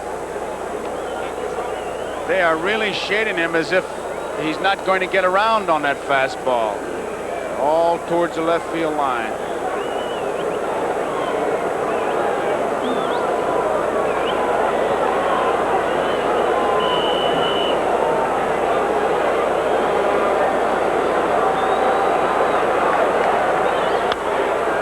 Out of play. Wilson fights it off. 3 balls, 2 strikes, 2 outs, nobody on. 5-4. Philadelphia leading Kansas City. We're in the 4th. Off the handle, out of play. Still going to the left side. Wilson, I tell you, he goes in that batter's box. He's going to get himself a time at bat. 705. That's how many times he went to bat this season. That's a major league record.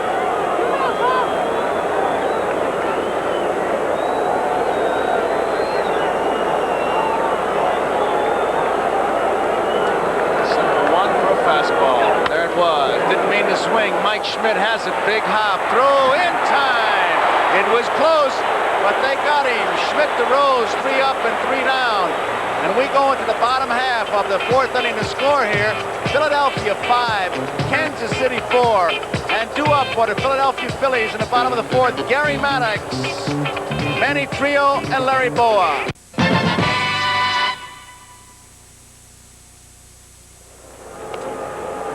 The proud NBC Peacock, right where it belongs, over Veterans Stadium for the World Series. Look at those eyes. youngster who'll take the bubblegum card tonight, put it under his pillow, and say, someday I'll be playing in the World Series. That's what it's all about. Larry Bowe in the League Championship Series talking about it when they celebrated. Since I was 5 years old, I always dreamt about playing in the World Series. Here he is. Right now, it's Gary Maddox to lead it off. Maddox bounced out his first time up. First pitch, he swings and fouls it back. First ball, fastball hitter, and he bears it out. You go right after that first pitch, Joe, no question about it. Especially the ball up in the strike zone. That one looked like it might have been out of the strike zone. Gary goes to hack him. There's the strike. Think you'd ever seen a daytime where you just go back into rosin bag and throw the rosin bag up to see if he'd swing at it? I'll tell you, that's the reason in almost 600 plate appearances, he's walked just 18 times. Boys, he's spread out with 2 strikes. Look at that. Outside. 1 ball, 2 strikes. Tom, you remember him early on when he was with the Giants and that? He used to really wail at the ball and was a free swinger. Then he spread out and he went through a streak for a couple of years where he punched the ball in the right field. I think he's definitely now just a contact. And Joe wants to hit that ball back through the middle, likes to hit the fastball. He'd rather talk about his fielding. He's a tremendous center fielder. Much has been written about him. I thought Ralph Kiner, the Hall of Famer, had a great line. Ralph, describing the Phillies Mets game, said that the earth is 2/3 covered by water and the other third is covered by Gary Maddox. That's about right.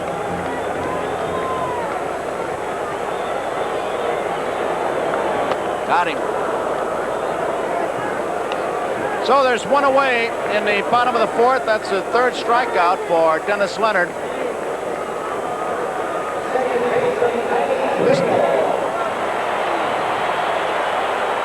There's the pitch. Might have been a little bit outside. Slider, Tom, or a cut fastball? I think Maddox might have been full of it. Looked like a slider. Porter wanted the ball away, and Leonard put it right where he was calling for it. Looked like an outstanding pitch because Maddox in that situation certainly just trying to make contact. Manny Trio. Trio bounced out his first time up. Inside, ball 1. You know, Tony, we were talking about it in between innings. After the last inning, Leonard sailing along very smoothly, and Boa gets on, steals a base, and for a 20-game winner, an outstanding pitcher, 280 innings, looked like he just lost his composure all of a sudden. And then he hit Rose, and that was it. He went further in the hole. He is a very tough kid, and the word competitor is overused many times, but he is that. And it was unlike him to have that happen to him, and that is not taking anything away from the Phillies because McBride still had hit that son of a gun. 1 ball, 1 strike on Manny Trio, 1 out, 5-4. Trouble. High chopper, tough play, base hit. So Trio is on. It's a base hit, and it brings up Larry Boa. This has got to frustrate the daylights out of a pitcher, Tom. The artificial surface, you make the good pitch a sinker. Well, he made a good pitch, definitely a sinker, and Manny just drives the ball right down in the dirt in front of home plate. The dirt's very hard out there. It really helps Manny. It helps Bake McBride, the guys with the great speed. If they can drive the ball down into that dirt area in front of home plate, the ball is going to bounce so high just the way it did. It's like an automatic base hit.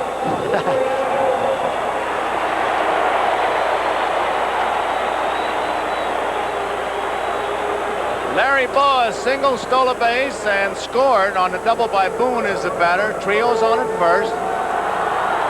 1 man out, 5-4. Phillies are leading, bottom of the 4th. That's Ruben Amaro, the first base coach. He is very adept at picking up pitch outs right from the manager of the opposing dugout or the catcher, and then he'll go to the pitcher. Bobby Wine on the bench, also very good, will help out Amaro and the base stealers.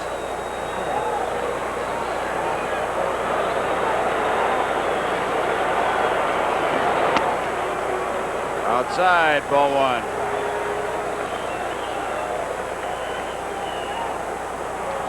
One man out. 1 ball, no strikes. 5-4. Philadelphia leading Kansas City, bottom of the 4th. Bad throw. There goes Trio. Aikens can't pick up the ball.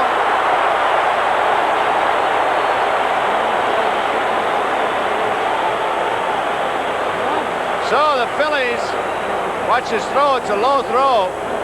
His right foot gave, didn't it, Tom? It's another classic example of really bad baseball. I think like the rundown that they had when Boone scored. That's a situation where you have a pitcher, Dennis Leonard, doesn't have an outstanding move, has an average move, a fair move, and what you've got to do is just try to keep the runner set over there. Don't let him steal. And here he's trying to pick him off, and that's a situation you just give a base away. That's a mental mistake. That's not that situation right there for a pitcher. It's not a physical mistake. It's a mental mistake. Those are the mistakes that you make when you beat yourself. 1-0 pitch now to Boa. Shortened up as if to bunt. Takes a strike. Brett was back. Pulls him in a couple steps with that fake bunt. 1-1 the count on Boa.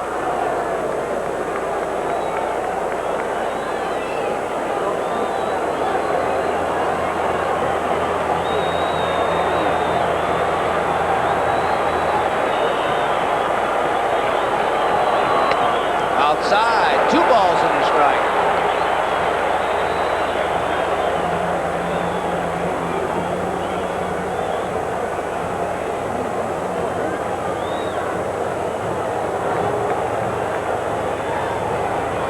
Be a job for Trio to score on a base hit. That outfield very shallow. Wilson really guarding the line. There's a good shot of it. It's almost like a double infield. Willie Wilson's arm a little bit better than average. Amos Otis the best of the trio out there. He's in center field. Clint Hurdle, average plus I'd say. Bouncing ball. White nicely in time. Boa's out. Moving to third is Trio. He made the play look easy. There is nobody better in the game of baseball today in the major leagues anyway who has more range than the man at second base, Frank White. He might have saved 5 runs in a championship series against the Yankees when he made 3 outstanding plays. He was playing Boa up the middle. Boa pulled it. White still got over. There's Frank White, a little meeting on the mound. Let's pause briefly for station identification. This is the NBC Television Network. This is WNBC TV, New York. 5-4, Philadelphia leading bottom of the 4th. Bob Boone, who doubled in a run in that 3rd inning, is the batter. It was a pitch inside. He pulled it down the left field line. 2 men out, Trio's at 3rd. There's the strike. And with the 9th spot up right now, Boone, this is a rest spot at times for a pitcher in the National League. Without the DH, you'd have a pitcher up there. But you got 9 guys swinging the bats pretty well in the lineup. There's Brett even with the bag.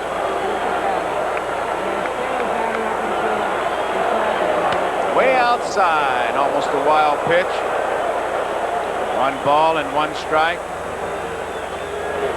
Kansas City, a 2-run homer by Otis in his second, jumped out 2 runs as we look at Dallas Green and Herm Starrett. Aikens hit a 2-run homer in the 3rd. A big 3rd inning by the Phillies. 5 runs, and that's how we stand. 5-4 outside. 2-1 the count.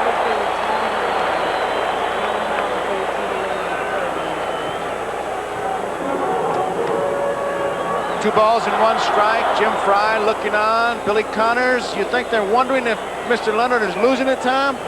Well, it's a possibility, Joe. I know that Leonard last time got hurt with a pitch inside and went away with a fastball. The last 2 pitches have been sliders off the plate away, so he's been very careful. Keeping the ball away from Boone this time, that's for sure. Now he's getting behind him. He's been ahead of most of the hitters. Leonard has been ahead of most of the hitters most of the night. This is really only the 3rd time that he's been down to a 2-0 or a 3-1 count where the hitter is at a distinct advantage. That's the count. 3-1 with 2 outs. Trio at 3rd. Base hit down the right field line.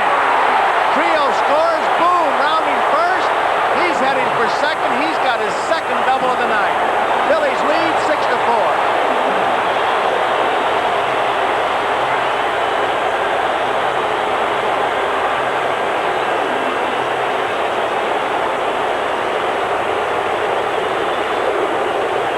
You know, I talked to Bob last night, Tony, on the phone. I called him over at his house. He lives over in New Jersey. He had his ice around his feet.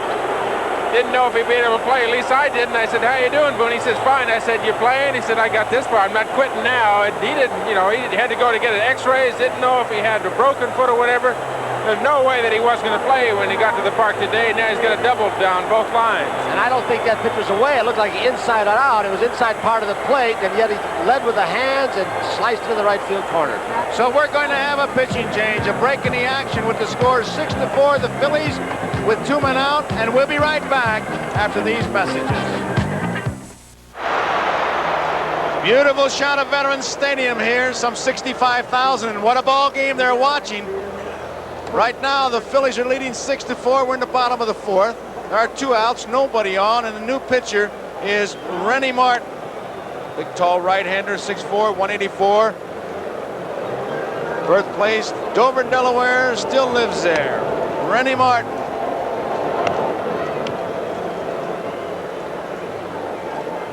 Martin's 25 years old, Joe.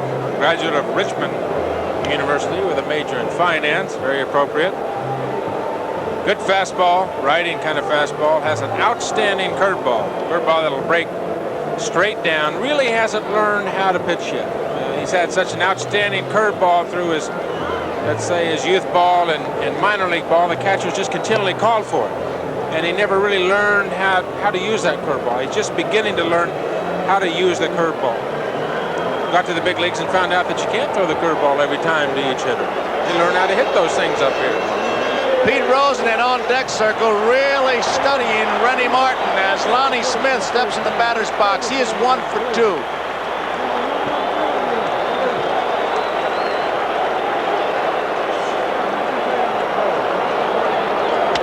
Hits the first pitch, a fly ball to right field. Hurdle should have no problem. He doesn't. He makes the catch, and that ends the inning. Phillies pick up a run. We complete 4 innings of baseball here. The score, Philadelphia Phillies 6, Kansas City 4, and we'll be right back after these messages from your local station. Well, we're back at Veterans Stadium. Joe Garagiola, Tom Seaver, statistician Steve Dans, Tony Kubek. We're going to the 5th. It'll be Hal McRae, George Brett, Willie Aikens to face Bob Walk, who had the rough start, a shot from the blimp. You think that guy who invented the game, whomever it is, and it varies, didn't know what he was doing when he laid out that diamond right there? You put more frustration into those 90 feet base pass and that 60 foot 6 inches than any man could ever create. I know that. I think if Rip Van Winkle was a baseball fan, he could wake up, come here, and somebody would tell him what the artificial surface was, the high salaries, and nothing would change. The DH, I know, you would say that. Yeah. Well, it's 6-4. The Phillies lead over the Royals. Kansas City on 2 home runs. One by Otis, one by Aikens, jumped off to a 4-0 lead. McRae, right field, hits it hard. McBride back to the warning track. The ball is carried up against the wall. He's got it. Ball just kept on going.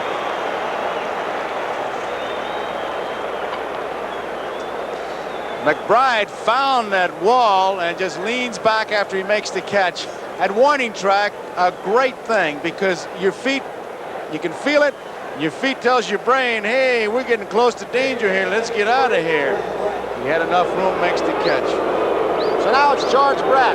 First inning, he fouled to Schmidt at 3rd, and then he was called out on strikes on a wicked breaking ball from Bob Walk. That was in the 3rd.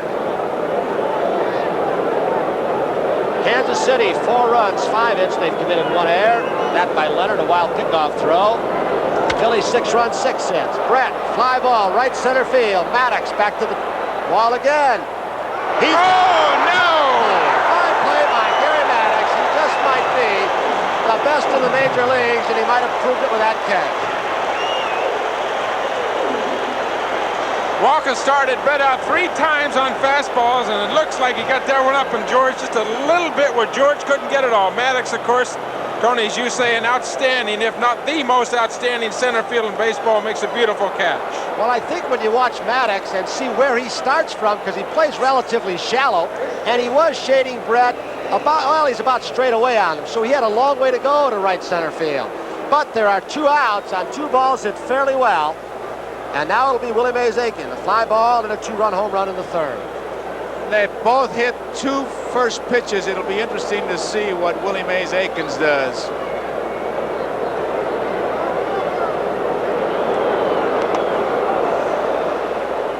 Well, he throws a ball up there that they don't go after, so it's 1 ball, no strikes with 2 outs. Phillies 6, Kansas City 4.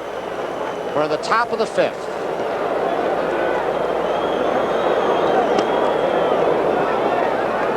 Two balls and no strikes to count. You know, World Series time, a great voice, Mal Allen. We got some flashbacks. Mal Allen was going to stir some memories. We've got some beautiful flashbacks that, well, I know you're going to enjoy, because I don't care what ball is hit or what play, it always reminds you of another play. And I know when I was growing up, and I hope Mel appreciates this, it wasn't official as Mal Allen was doing it. How about that? All right, we may get a chance to see one when this 3rd out is made. 2 balls, 1 strikes, 2 outs to Willie Aikens. Breaking ball goes 2-2. Took something off. So Walk has shown a few more off-speed pitches than I thought he might today, and he stuck with it even though Otis hit one out. He gets some, so Willie Aikens goes down on a curveball or slider. Walk goes out, 6-4, Phillies lead. Let's go back to a Fall Classic flashback. Babe Ruth in the 1932 series.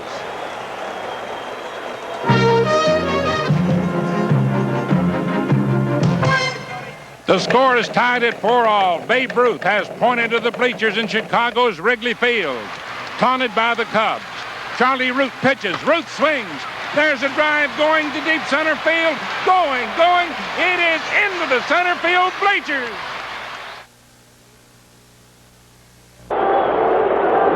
Schmidt McBride against Rennie Martin.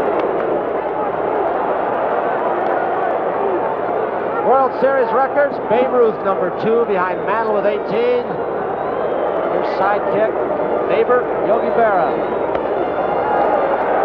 2-0. 2 balls, no strikes to Pete Rose. In that Phillies 5-run 3rd that got him back in the ball game, started off peacefully as Trio grounded out, then Bo a single. Ground ball, Washington will have a tough play. A little tricky hop. Long throw, he's got him. 1 out. Well, I want to remind you, Thursday night at 8 p.m. Eastern Time, games people play. You'll see the World Cannonball Championships, soupy sales and custard pie throwing. Seaver's been on the receiving end of those at times. Something he's no stranger to, skateboard fever strikes. The hottest thing on 4 wheels and more this Thursday on Games People Play. We hope you'll watch right here on NBC. 1 out. Phillies lead 6-4. We're in the bottom of the 5th. Rennie Martin relieved Dennis Leonard. It's Mike Schmidt. He has struck out. He has walked and scored a run. 1 ball.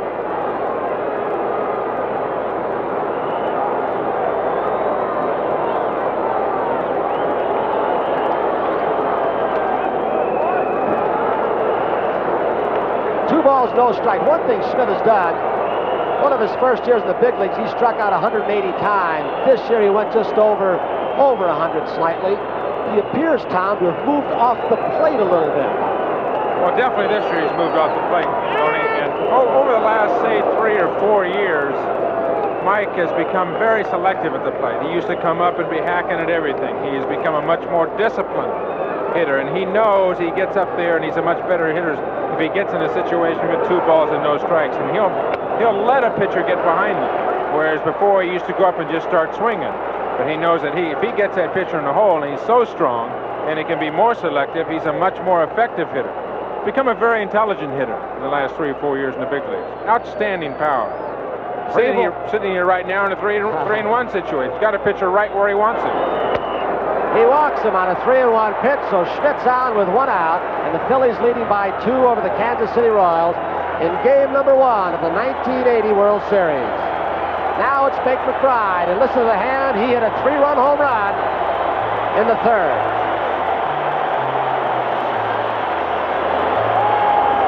Here's the home run swing the last time up. Leonard looks like he gets the ball out over the plate, and he really goes out after it. You know, the scouting report on McBride is to see that pitch, I guess, is that he's a high ball hitter. That ball was down in the strike zone. Looked like it was down, Tony, right in the middle of the plate. Looked like a good pitch to hit for him. You know, he didn't really get it out, didn't get it in either. Look, it was right out there, a good pitch to hack at. 1 ball, says Harry Wendelstadt, the home plate umpire, to Bake McBride with Schmidt at first base. Phil 6, Kansas City 4. The Royals had a 4-run lead a couple of two-run home runs by Willie Aikens and Amos Otis. But this man at the plate, Bake McBride, hit a three-run shot. Amaro, the first base coach for the Phillies, as Aikens holds Schmidt out. 1-0 with one out.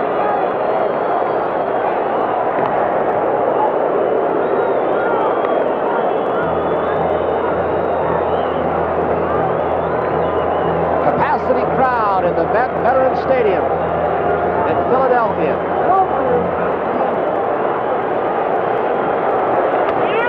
One ball, one strike to McBride. Schmidt does not attempt steals often, just 17 times this year, but he's been successful 12 times, being held by Aikens. And he'll go if he gets that walking lead, Tony. If you let him walk off there where he can get a good start and get going, he'll steal a base. Runs very well for a big man. One ball, one strike. McBride. Now it's 2-1, and there's a big hole right now with McBride ahead in the count between Frank White, the second baseman, and Willie Aikens, the first baseman. They play McBride about straight away in the outfield, about the same in the infield, but he can slither that ball through the right side with his pitch. He hits it the opposite way. Base hit for McBride. Schmidt will hold at second as Wilson relays the throw home. So, Rennie Martin got behind 2-1. McBride slashed it to left field. 2 on, 1 out, and it's the Bull. Martin's a breaking ball pitcher and gets behind in a situation, has to throw a fastball, tries to run the ball away from McBride. He simply punched it in the hole between George Brett and U.L. Washington at short. Now time will be called, and I'm going to let you talk about this guy because it's one of your dear friends, Billy Connors, the pitching coach, going out town. Well, you know, he is one of my best friends that I do have in baseball. He worked for the Mets organization. We were teammates when I played for the Mets for a couple of years. Came out of the Cubs organization, has done an outstanding job over here for the Royals this year. His first job here in the big leagues as a pitching coach. And where did he come from? He came from the Phillies minor league system. So he not only has he done a fine job for the Royals over here, knows most of the young Philly pitchers as well. There's another guy sitting on that Royals bench, 26 years in organized baseball, finally made it to a World Series, Jimmy Schaefer. A lot of bus rides. So now with 2 men on base, Schmidt is on second, McBride is on first. There's Jimmy Frey on Billy Connors. Lazinski is up. He's 0 for 2, a strikeout and a flyout. The Phillies lead 6-4 in the bottom of the 5th. Martin's pitch. Look out, it got the ball. He is not too mobile at the plate, but there's no way anybody's going to get out of the way of that pitch. So the bases are loaded with 1 out, and it's Gary Maddox. Here's the pitch again. It just sails right in. The Bull just takes it off the side there, about maybe a 28-calorie bite. But it'll be interesting to see now what happens with Maddox, who is a first ball hitter. What will Rennie Martin do? Well, as Tom said, first ball, fastball hitters, and the fans are getting riled up once again. They're in tight at the corners. Brett Aikens, the middle of the diamond, double play depth. Martin will pitch with a windup. 1 out. Too high, ball 1.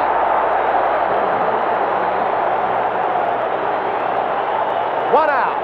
The bases are loaded. Maddox facing Rennie Martin. He's grounded out and struck out. Now look, 1 ball, 1 strike. George Brett at third. That was Schmidt, the runner. McBride at second. Lazinski at first for the Phillies. They came back after being down by 4 runs. Bull with a single, Stoll 4 runs behind, Rose hit by a pitch, and the fans got riled up just like this.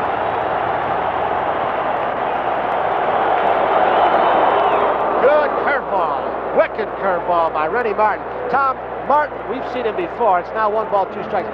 Cannot get by without getting his curveball over the plate. That one was a bad pitch, but as good as it is, as hard as it is, he'll get guys to swing at that curveball. Well, he's been mitigating behind people too, Tony, and he's got to get to a situation where he can use that curveball because it is outstanding.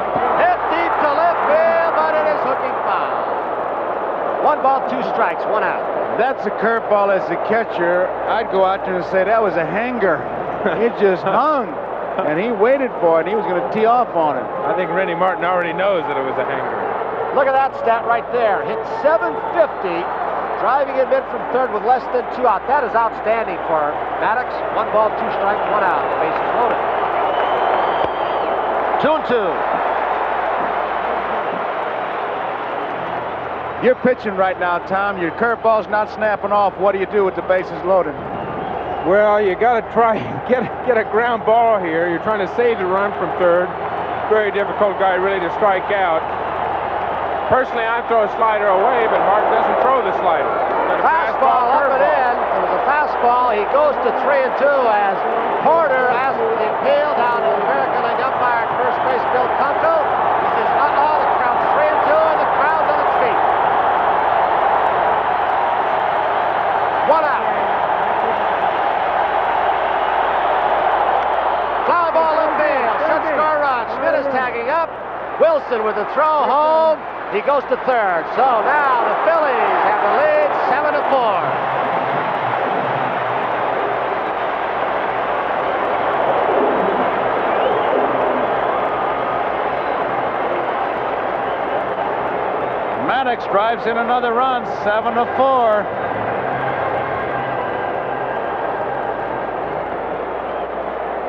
Maddox gets the sacrifice fly. Wilson on a bad arm. There you see Schmidt tagging up. You see, unlike the championship series, he did not leave early. And you can see the third base coach, Lee Elia, pointing to McBride. McBride was also tagging up. Had Wilson thrown a rainbow home, McBride would have been on third, or might have tried it. Trio up now. 1 ball, no strikes with 2 outs. Phillies 7, Kansas City 4. We're in the bottom of the 5th. Like the third that started peacefully. Rose went out, and then Schmidt walked. McBride single. Lazinski was hit by pitch. Maddox sacrifice fly RBI.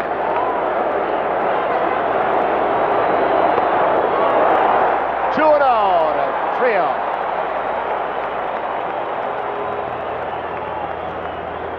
Rennie Martin. And he has got to be experiencing some first game, first appearance World Series jitters. No question, he's got to be a little nervous, Tony. 8 out of 10 hitters that have come up there. First pitch has been ball 1. He's been behind almost everybody. Hasn't been in a situation where he can use his curveball and the hitter can just sit on his pitch. And he did. He went after a fastball, but popped it up to the right side. A 2-0 pitch, Willie Mays Aikens. So, Rennie Martin retires the Phillies, but not after they'd scored 1 more run. So, after 5 here at Vet Stadium in game number 1 of the 1980 World Series, the score is the Phillies 7, Kansas City 4.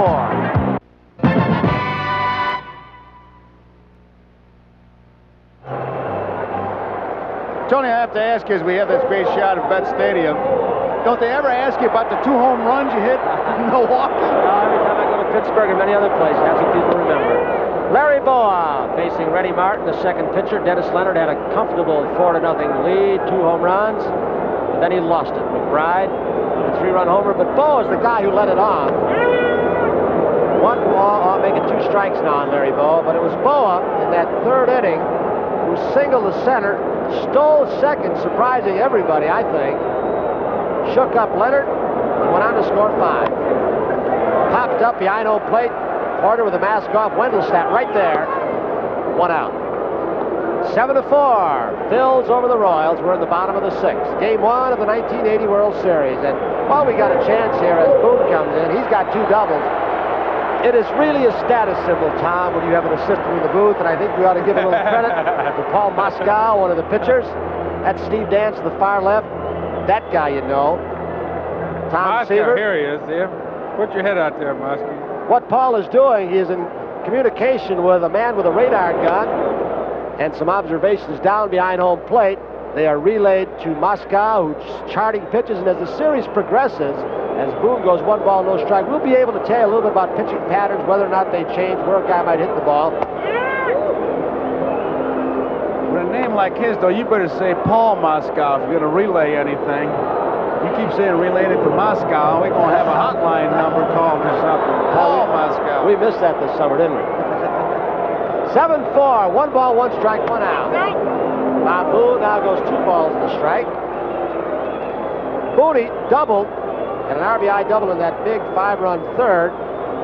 Scored. He doubled also in the 4th.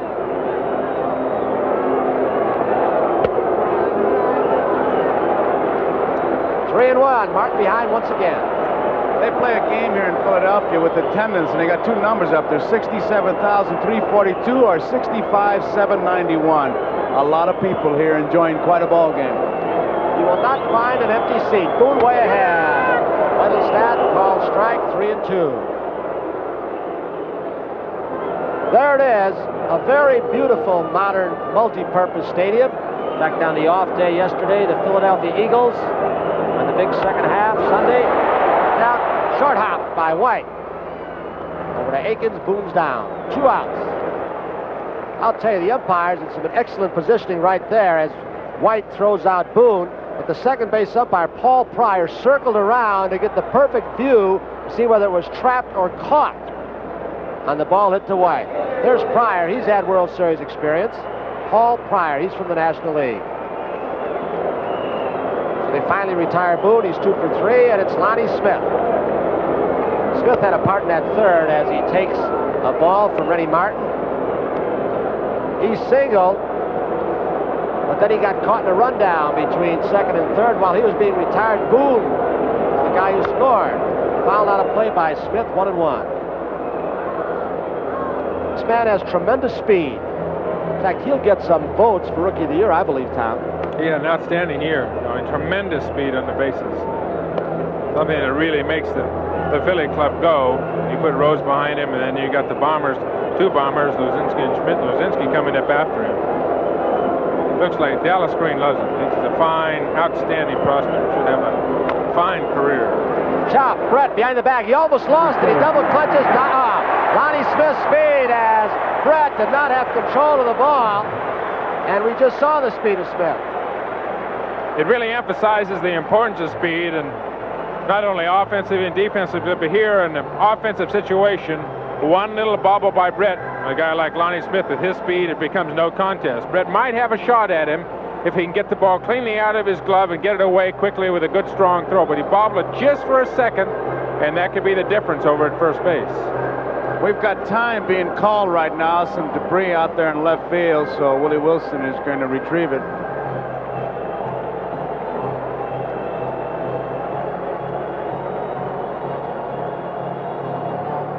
Here is that inning after Boa had single stolen second, a pitch from Dennis Leonard, and Pete gave no ground. You know, it reminds me of watching Pete do that. Reggie Jackson in that rundown with in Yankee Stadium when the Dodgers and the Yankees were in the playoffs. The double play throw from Bill Russell going to first base. Reggie's turning right into the ball. Looked like he turned into the ball. No way. I think that Pete tried to get out of the way of that pitch. And they are very conscious of the man at first base, Lonnie Smith, and with Rose, the left-hander, protecting him, he's going to be going sooner or later. Phillies 7, Kansas City 4. Snap throw. Here's where Amaro, after a couple of, he's the coach, after a couple of throws over at home, he calls timeout often, talks to Lonnie Smith if he picks up a move or a pitch out. He stole 33 bases. He's gone. The throw from Porter. UL Washington makes the tag. He's out. Well, he was 33 for 46 in the regular season, but not today, as it's a 3-up, 3-down inning after Smith's single. He was thrown out. Rose protecting him. Porter, just a classic throw. He really gets into it and gives the infielder UL Washington a good ball to handle, and that's it. After 6, Phillies 7, Kansas City 4, and we'll be back after these messages from your local station. Joe Garagiola with Tony Kubek and Tom Seaver here in Philadelphia, where the Phillies are leading by the score of 7-4. We're in the top half of the 7th inning, and it'll be Frank White and UL Washington and Willie Wilson for Kansas City. And there's the strike. Walk has really been tough. 9 men in a row. Frank White fly to right and bounced out. Base hit up the middle, and there goes the streak that Walk had going, and White is on.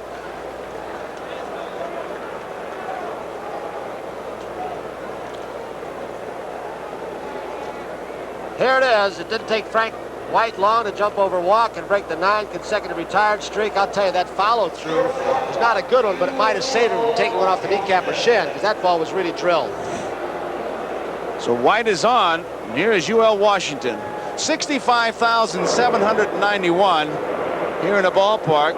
the attendance, the largest World Series crowd since the 4th game in the 1964 World Series. It's low ball 1. Has to be the largest crowd ever in Pennsylvania for a baseball game.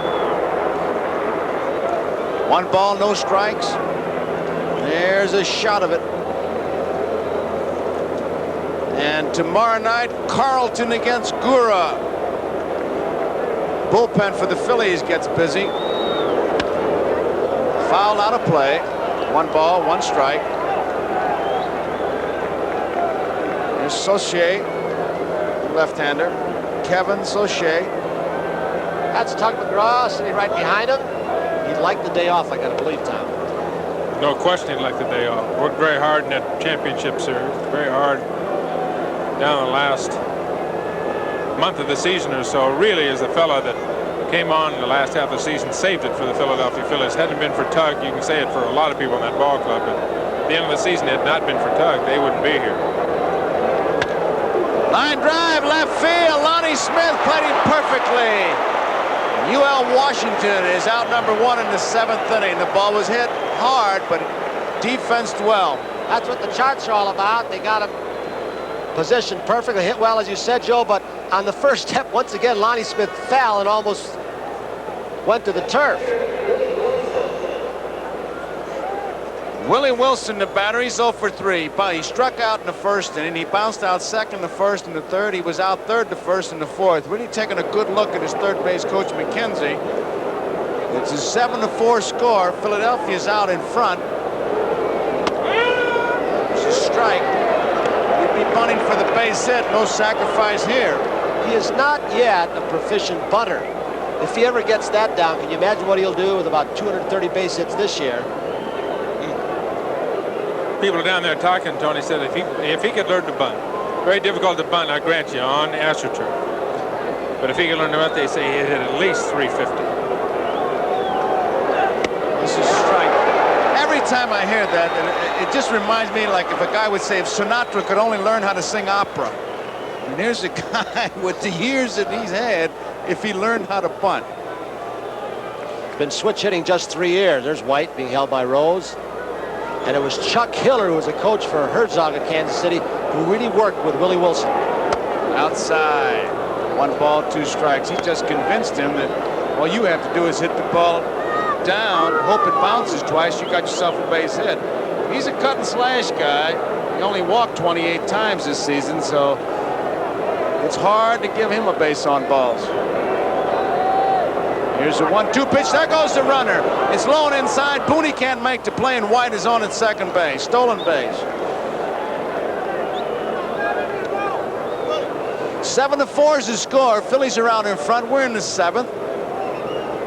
1 man out. 2-2 the count on Willie Wilson. And now they switch sides. There you see it. Well, the Royals have 6 men in their starting lineup today who are base stealers, and you just saw White do something. Tough play for Boone. White did something about like Boa, because they're down 3, but that's one of the ways this game has changed. For artificial surface, you build your team for speed. Down the left field line, Lonnie Smith is there. He's going to make the play. He does. So Wilson is out. White remains at second. They're 2 away.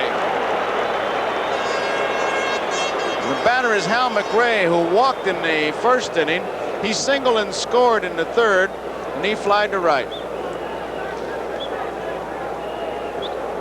Tom, while we got a chance here, we saw Paul Moskow. What are you 2 guys doing over there? What we're doing, Joe, really kind of keep track of all the pitching, and Paul doing some of the stat work for me to find out how these guys are working, like walking, coming out here in the 7th inning. Now, through the first 6 innings, there's only been 1 hitter that he started him off with a curveball. That was Hal McRae. He's the only hitter in the entire lineup all the way through into the 7th inning that he started off somebody with a curveball. It was Hal McRae. And here we are. Everybody else has either been good hard fastball or hard slider. Now those hitters on the Royal bench have to know that that's what they're going to get the first pitch. They're going to get a good fastball, hard fastball, good slider every time they go up there. Moskow is actually charting like he would if he were pitching tomorrow. Curveball misses. Is that about what he's doing, Tom? Almost exactly the way, let's say, he'd be pitching what is a normal procedure. The pitcher that would be pitching the following day would be keeping the chart on the bench. for the pitching coach and for the pitcher that is pitching today, and for reference for future times that you pitch. 1 ball, 1 strike on McRae. He takes it low. 2 balls and a strike. 2 outs, 7-4. 7th inning. Frank White is on at second base. Bob Walk, a non-roster pitcher this spring.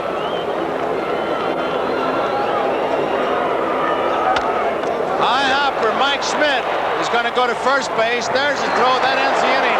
End of 7. Philadelphia 7, Kansas City 4. We talked about Reggie Jackson using body English. Remember 1977? Let's have a fall classic flashback.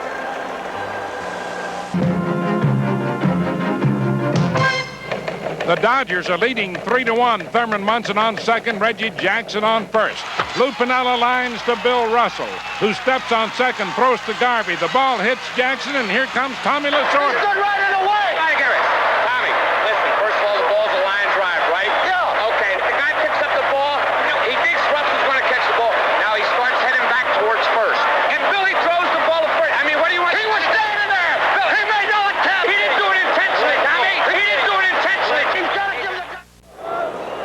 Pete Rose in the bottom half of the 7th inning. The Phillies are out in front by 3. 7-4 is the score. George Brett calling a foul ball.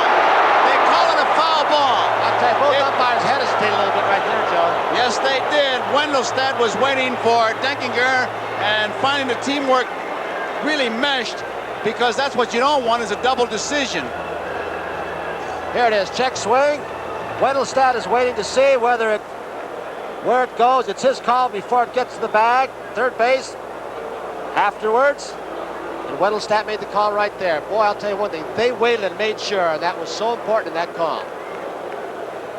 The umpire's nightmare is to have one guy call it safe and the other one call it out, or call it fair, or call it foul, get that double decision. You wake up talking to yourself. Isn't that a classic picture? And I've forgotten who the umpire was. Sliding into second base. 2 umpires converge on the base.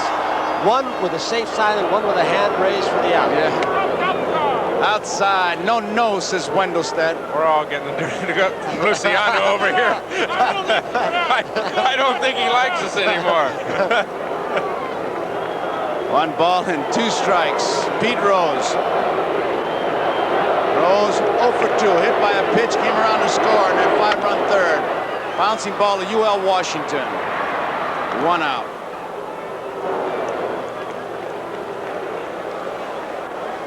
One away, and it brings up Mike Schmidt. Schmidt struck out in the first. He walked and scored. He scored when McBride hit that home run, a 3-run homer. And Schmidt walked and scored in the 5th. Sacrifice fly by Maddox. Tom, you've talked a little bit about a Kansas City Royals staff with pitcher Schmidt. How do you pitch a Schmidt? Well, again, Tony, it depends on how you're throwing. You know, I know he's become much more selective over the years. If you're throwing well, personally, if I'm throwing well, try and throw him hard stuff in. Any big home run hitter, you don't want to let him extend his arms. Now, I haven't faced him since he's moved off the plate as far as he is. This is going to be new for me when I pitch against him next year. Because when I faced him, he was up closer to the plate, the way he has been throughout his career. Striding into the ball more now. Going into the ball more. I would throw him, what I try to do is try and throw him hard stuff in. You know he's going to kill your mistake. He's an outstanding mistake hitter. If you hang a pitch, get a pitch where he can drive it, he is not going to miss it. He's that kind of an outstanding pitch. And you can see how selective he's been. He's already got 2 walks today. I personally try and throw hard stuff in, run it in toward the small part of that bat, run sliders away, keep the ball down. Don't give him the pitch out over the plate to drive. 2 balls and 1 strike. And there's a foul ball. That's out of play. 2 balls and 2 strikes, 1 man out. When a hitter moves off the plate, and again I refer to Charlie Lau, it gives you a split second longer as you watch the replay as Schmidt fouls it off. He's going the opposite way a little bit more, but it gives you that split second longer to wait on the ball. Well, that was a great replay too, Tony. You can see the extension of his arms, and Mike is a huge man. I mean, he can hit the ball out very easily to right center, right field. Curveball bounces low, 3-2 the count, 1 out, nobody on. 7-4, Philadelphia leading. We're in the bottom half of the 7th inning.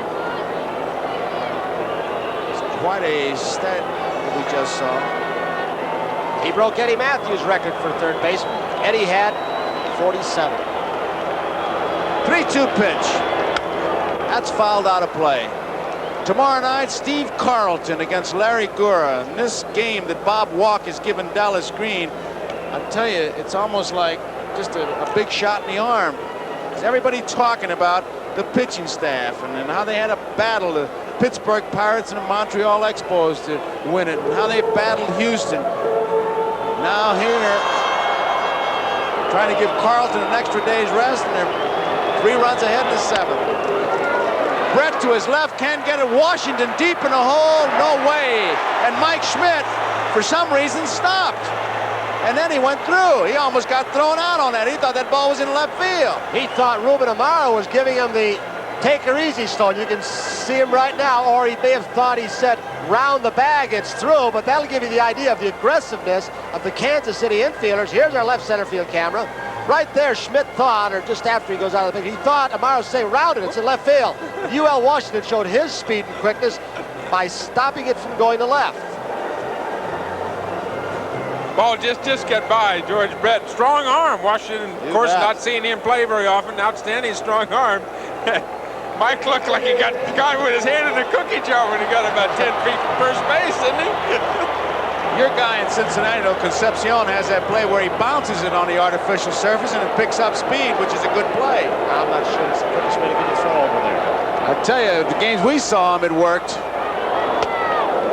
Strike 1. Looks nice.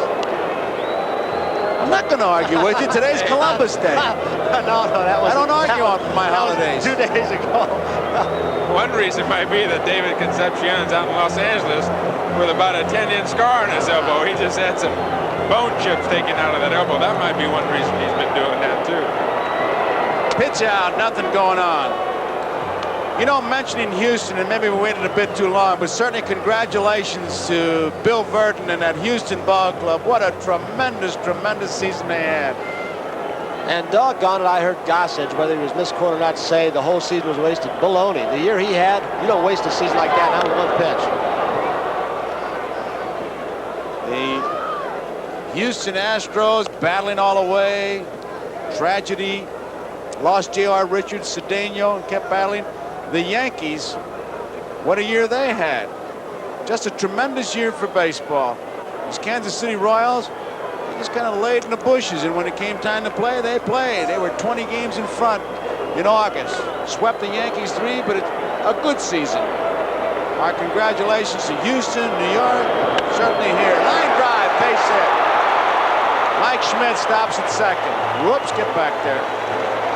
That's a play that a lot of right fielders and shortstops are pulling now, where the shortstop will fade back in the cutoff position between third and second, and the right field will throw for the second base bag. Washington come up, breaking ball up in the strike zone, Tom, a little bit out over the plate. Boy, when he hits the ball with that chopping downswing, it just takes off. He fools a lot of outfielders with balls he hits. Greg Luzinski, the batter. That's the third base hit for Bake McBride, who's had a big night. A 3-run homer, and a single in the 5th, a single in the 7th. He's 3 for 4. Luzinski's 0 for 2, last time hit by a pitch. The score 7-4. Philadelphia's out in front. We're in the bottom of the 7th. High ball 1. It's 1 man out. Mike Schmidt at second. Bake McBride is on at first. Luzinski, the designated hitter.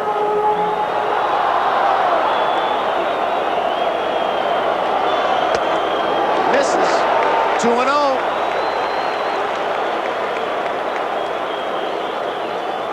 Luzinski's first shot at the DH. You wonder what he's doing underneath or in the dugout. Heard him say to Billy DeMarge, he said, I may go to the batting cage between at bats and hit a few balls in the batting cage.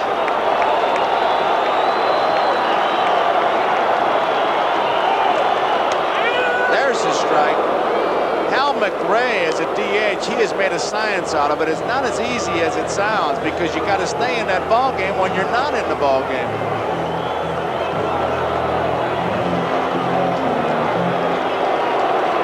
Pitch. 2-2.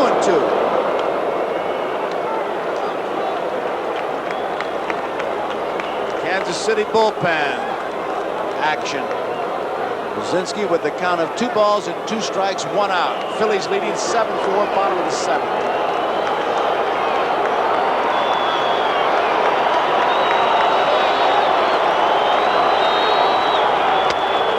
Good fastball. Luzinski is out on strikes, so there are 2 away.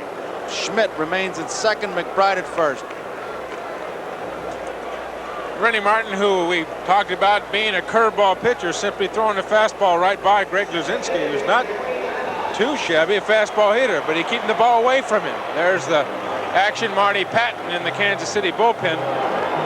Martin did a very good job that time keeping the ball on the outside half of the plate to Luzinski, pitching very tough with 2 men on base. Another tough hitter, Gary Maddox.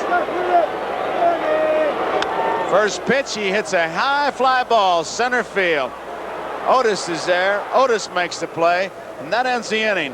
So at the end of 7 complete innings of baseball here, it's the Philadelphia Phillies 7, Kansas City 4. Our high shot from the blimp as we go into the bottom half of the 8th inning. 65,791, Manny Trio doesn't get a strike 1. Joe, as we watch this series progress, I think it's important for our fans to realize, and with Trio up, I think it's important that the 4 guys in the middle of the diamond on both teams, Washington, White, Trio, finish after this. High fly ball, Waltham, who stays in the ball game, hauls it in, there's 1 away. Trio, and I'll add Boa of the Phillies, are not just out there because they're good defensive players. They can give you the speed on the base pass to steal a base, some extra base punch, as White showed with a home run in the championship series against the Yankees. So they're run producers to a degree, too, not just defensive men. Boa got it going. He and Pete Rose, the catalyst in that big 5-run inning. Boa with a base hit, stole a base. He takes it high, ball 1. Kansas City jumped out to a 2-run lead in the second. A 2-run homer by Otis. A 2-run homer by Aikens. It's 4-0. Boa pulls it foul on the first base line. Now, when Boa stole that base is the thing to me that really stands out, Joe. Down by 4 to Leonard, and he shook him up. Stole the base, and then Pete Rose was hit by a pitch. Smith had a base hit. It was a walk and a home run by McBride, a 3-run homer. He scored 5, 1 in the 4th and 1 in the 5th. Frank White has it. Easy out, 2 away.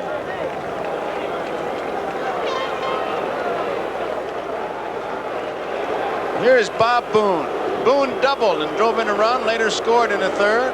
He doubled to drive in another run in the 4th, then he bounced out. 2nd, the 1st, and the 6th. Bob Boone, 2 for 3. I'll tell you, he's played hurt a lot. He's not complained. He's just gone out there, as they say, and loaded the wagon. Curveball is high, ball 1. I think aside from the injuries that he had, the severe strain on guys like Boone and Tom and everybody else who would play a representative during the work problems baseball this year, it had to be a tremendous strain on his mind, Tom, trying to play through that. Well, he's very active. All the meetings. Very active in that, Tony, yes. League representative, isn't he? And really digs into it, yes. Represents the National League extremely well. Like he and very well versed on it, no question about it, and does a tremendous job for all the players in that situation. See, he and Sal Banda will represent the players, and Frank Cashin and Harry Dalton ownership, along with Marvin Miller, Ray Grebe. When they start talking once again, they've had a couple of meetings on free agency and what's going to happen.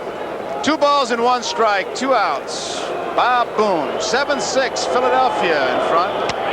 There's a strike on the outside corner. 2 balls, 2 strikes.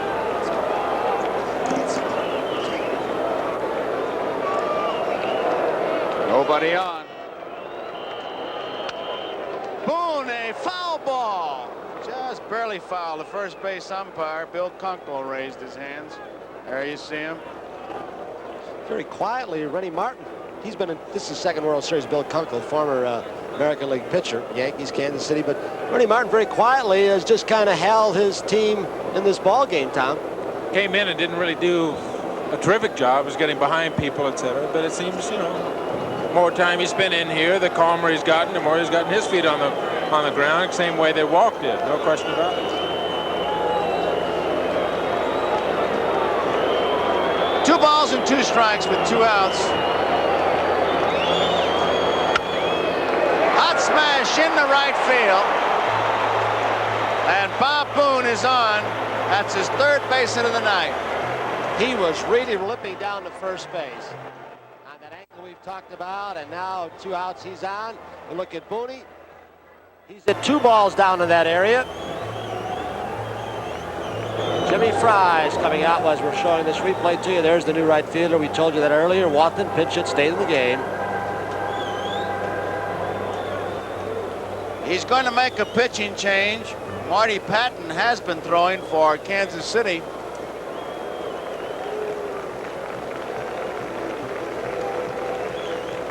So we're going to have a break in the action, and we'll be right back after these messages.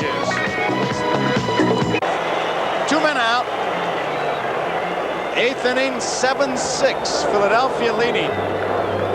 Boone is on at first base. This is strike.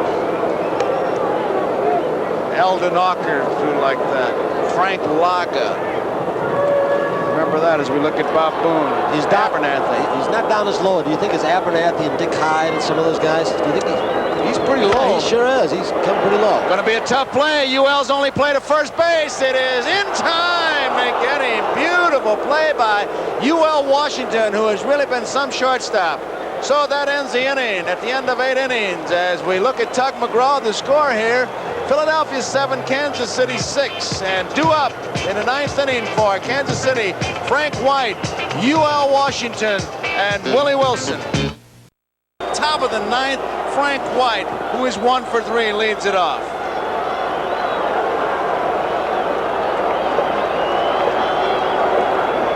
Fouls it back. Well, due to the length of tonight's game, local news and a Tonight Show starring Johnny Carson will be seen after the game on the West Coast and most Mountain Time Zone stations. These programs will be seen at their regular time. Schmidt just behind the bag, and he's creeping in because White with speed can bunt. Rose has got to be alert also. Both corners protected down the line. This 1-run ball game by the 3rd and 1st baseman. Popped up out of play. And McGraw with a screwball is quickly ahead. A 2-strike count.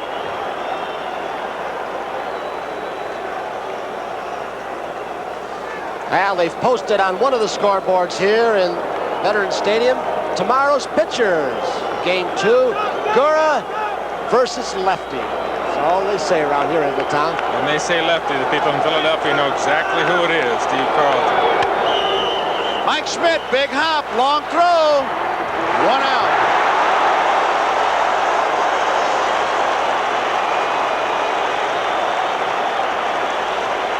The Phillies are 41 and 41 at home.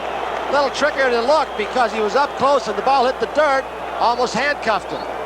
That's the only time you get a bad hop on this surface. Well, you might hit a seam in the turf, but from turf to dirt, here it is again. Good example, Tony, of what you talk about in this situation, guarding the line, preventing the double. You know, if Mike is over in regular position, that might be a very difficult play for him. Especially with White speed. Here's UL Washington, batting right-handed against McGraw. This crowd, they want 2 more outs. Dallas Green started a youngster. Walk, trying to buy some time. He's 2 outs away from making some by. Screwball misses, ball 1.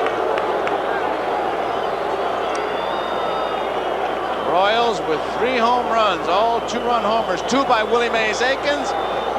1 by Amos Otis. Bake McBride, a 3-run homer, a 5-run 3rd inning, a big one. Outside, 2-0. Tug McGraw.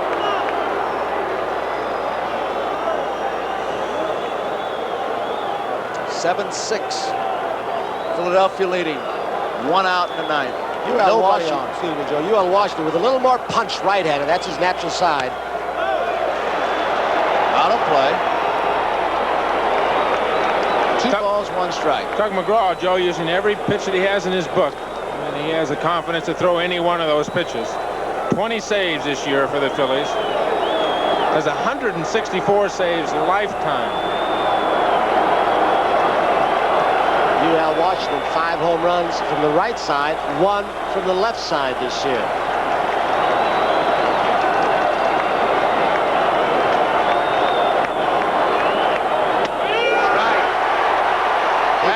Off-speed stuff, didn't he? Exactly a point you made earlier, Tony. Showing so many pitches, showing the curveball, showing the slider, showing the screwball. They can't sit in any one pitch, and all of a sudden, Tuggy pops that fastball right through the middle of the plate. And there's no question he's looking for an off-speed pitch, a breaking pitch, something other than the fastball. Gary Maddox has just moved way over into right center field now. 2 balls, 2 strikes. Listen to the crowd. They'll tell you. 3-2 is the count. That's a great shot from the center field camera. You can see Boone giving the signal. Here the pitch again, a screwball. You saw Boone wiggle the fingers for the off-speed screwball pitch. The bat didn't go. Good call by Harry Windlestead. Good movement on that one.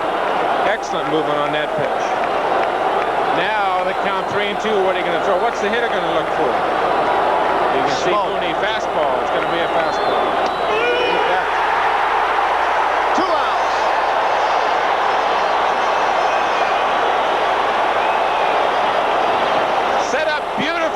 Pitch before the screwball that got Washington out on his front foot, and then he runs the count to 3-2, throws a fastball right by him.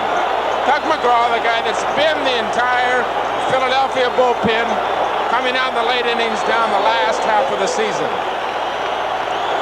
Willie Wilson, he's 0 for 4. This crowd on its feet. You'll hear the reaction on every pitch. Ball. Mike Schmidt guarding the line, but he's moved in a step or 2. Now he's drifting back.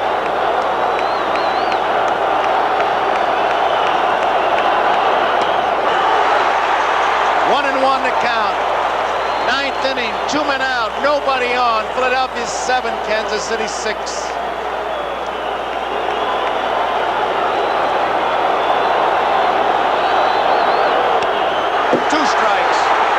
You see the very calm Tug McGraw here, Joe, and you know him as well as I do. If he strikes Willie Wilson out, gets his last out, there's a very calm Tug McGraw, but underneath that, if he can get the 3rd out, watch him, he'll be as wild as the people in the stands. The stands standing up. Listen to the crowd. They'll umpire it, they'll broadcast it for you.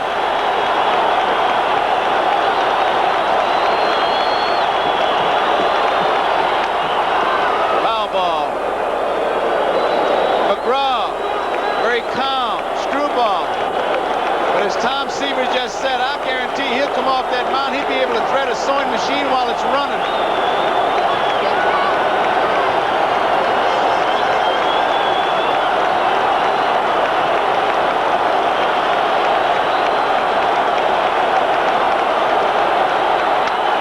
Foul ball.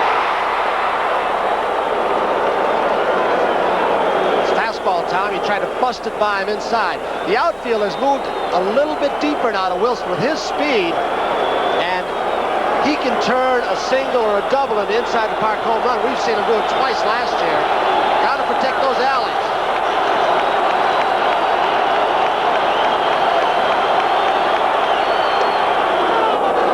Two balls, 2 strikes, 2 outs. Top of the 9th, Philadelphia leading 7-6. Tug McGraw against Willie Wilson.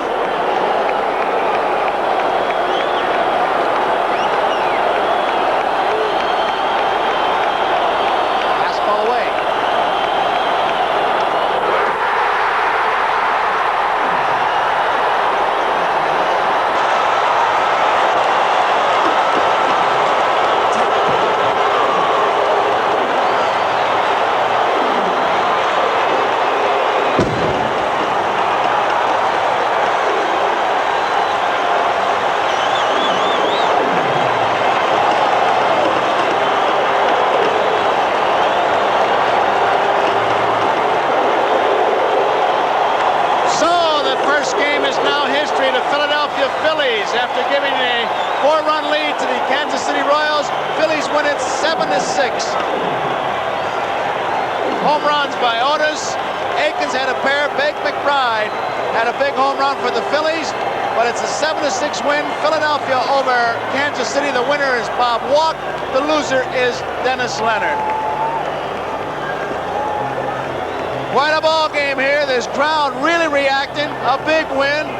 There you see Tug McGraw came in relief. Dallas Green bought time, and the Phillies beat Kansas City 7-6. Game 1 of the 1980 World Series has been brought to you by Ford and your local Ford dealer, who invite you to test drive the new 1981 Ford cars and trucks, and by the Miller Brewing Company, brewers of Miller High Life. If you've got the time, we've got the beer. And by Allstate Insurance Companies, you're in good hands with Allstate. And by United Airlines, United flies more people to Hawaii than any other airline. That's what Friendly Skies are all about. The executive producer of NBC Sports is Don Oldmeyer. The coordinating producer of baseball is Michael Weissman. The telecast of tonight's game has been produced by George Finkel. Directed by Harry Coyle. Pre-game produced by David Stern. Pre-game and replays directed by Ken Fouts. Technical director, Horace Ruiz. Associate producer, Michael Hadley. Glenn Adamo and Bill Peters. Associate directors, Richard Klein, John Filippelli. Production manager, Steve Foreman. Remember, tomorrow 8 o'clock is Game 2 of the World Series on NBC. Now stay tuned for late news, followed by The Tonight Show starring Johnny Carson over most of these NBC stations. On the West Coast, most Mountain Time Zone stations, these programs will be seen at their regular time. Once again, final score, Philadelphia Phillies 7, Kansas City 6. Carlton against Gura tomorrow night here on NBC.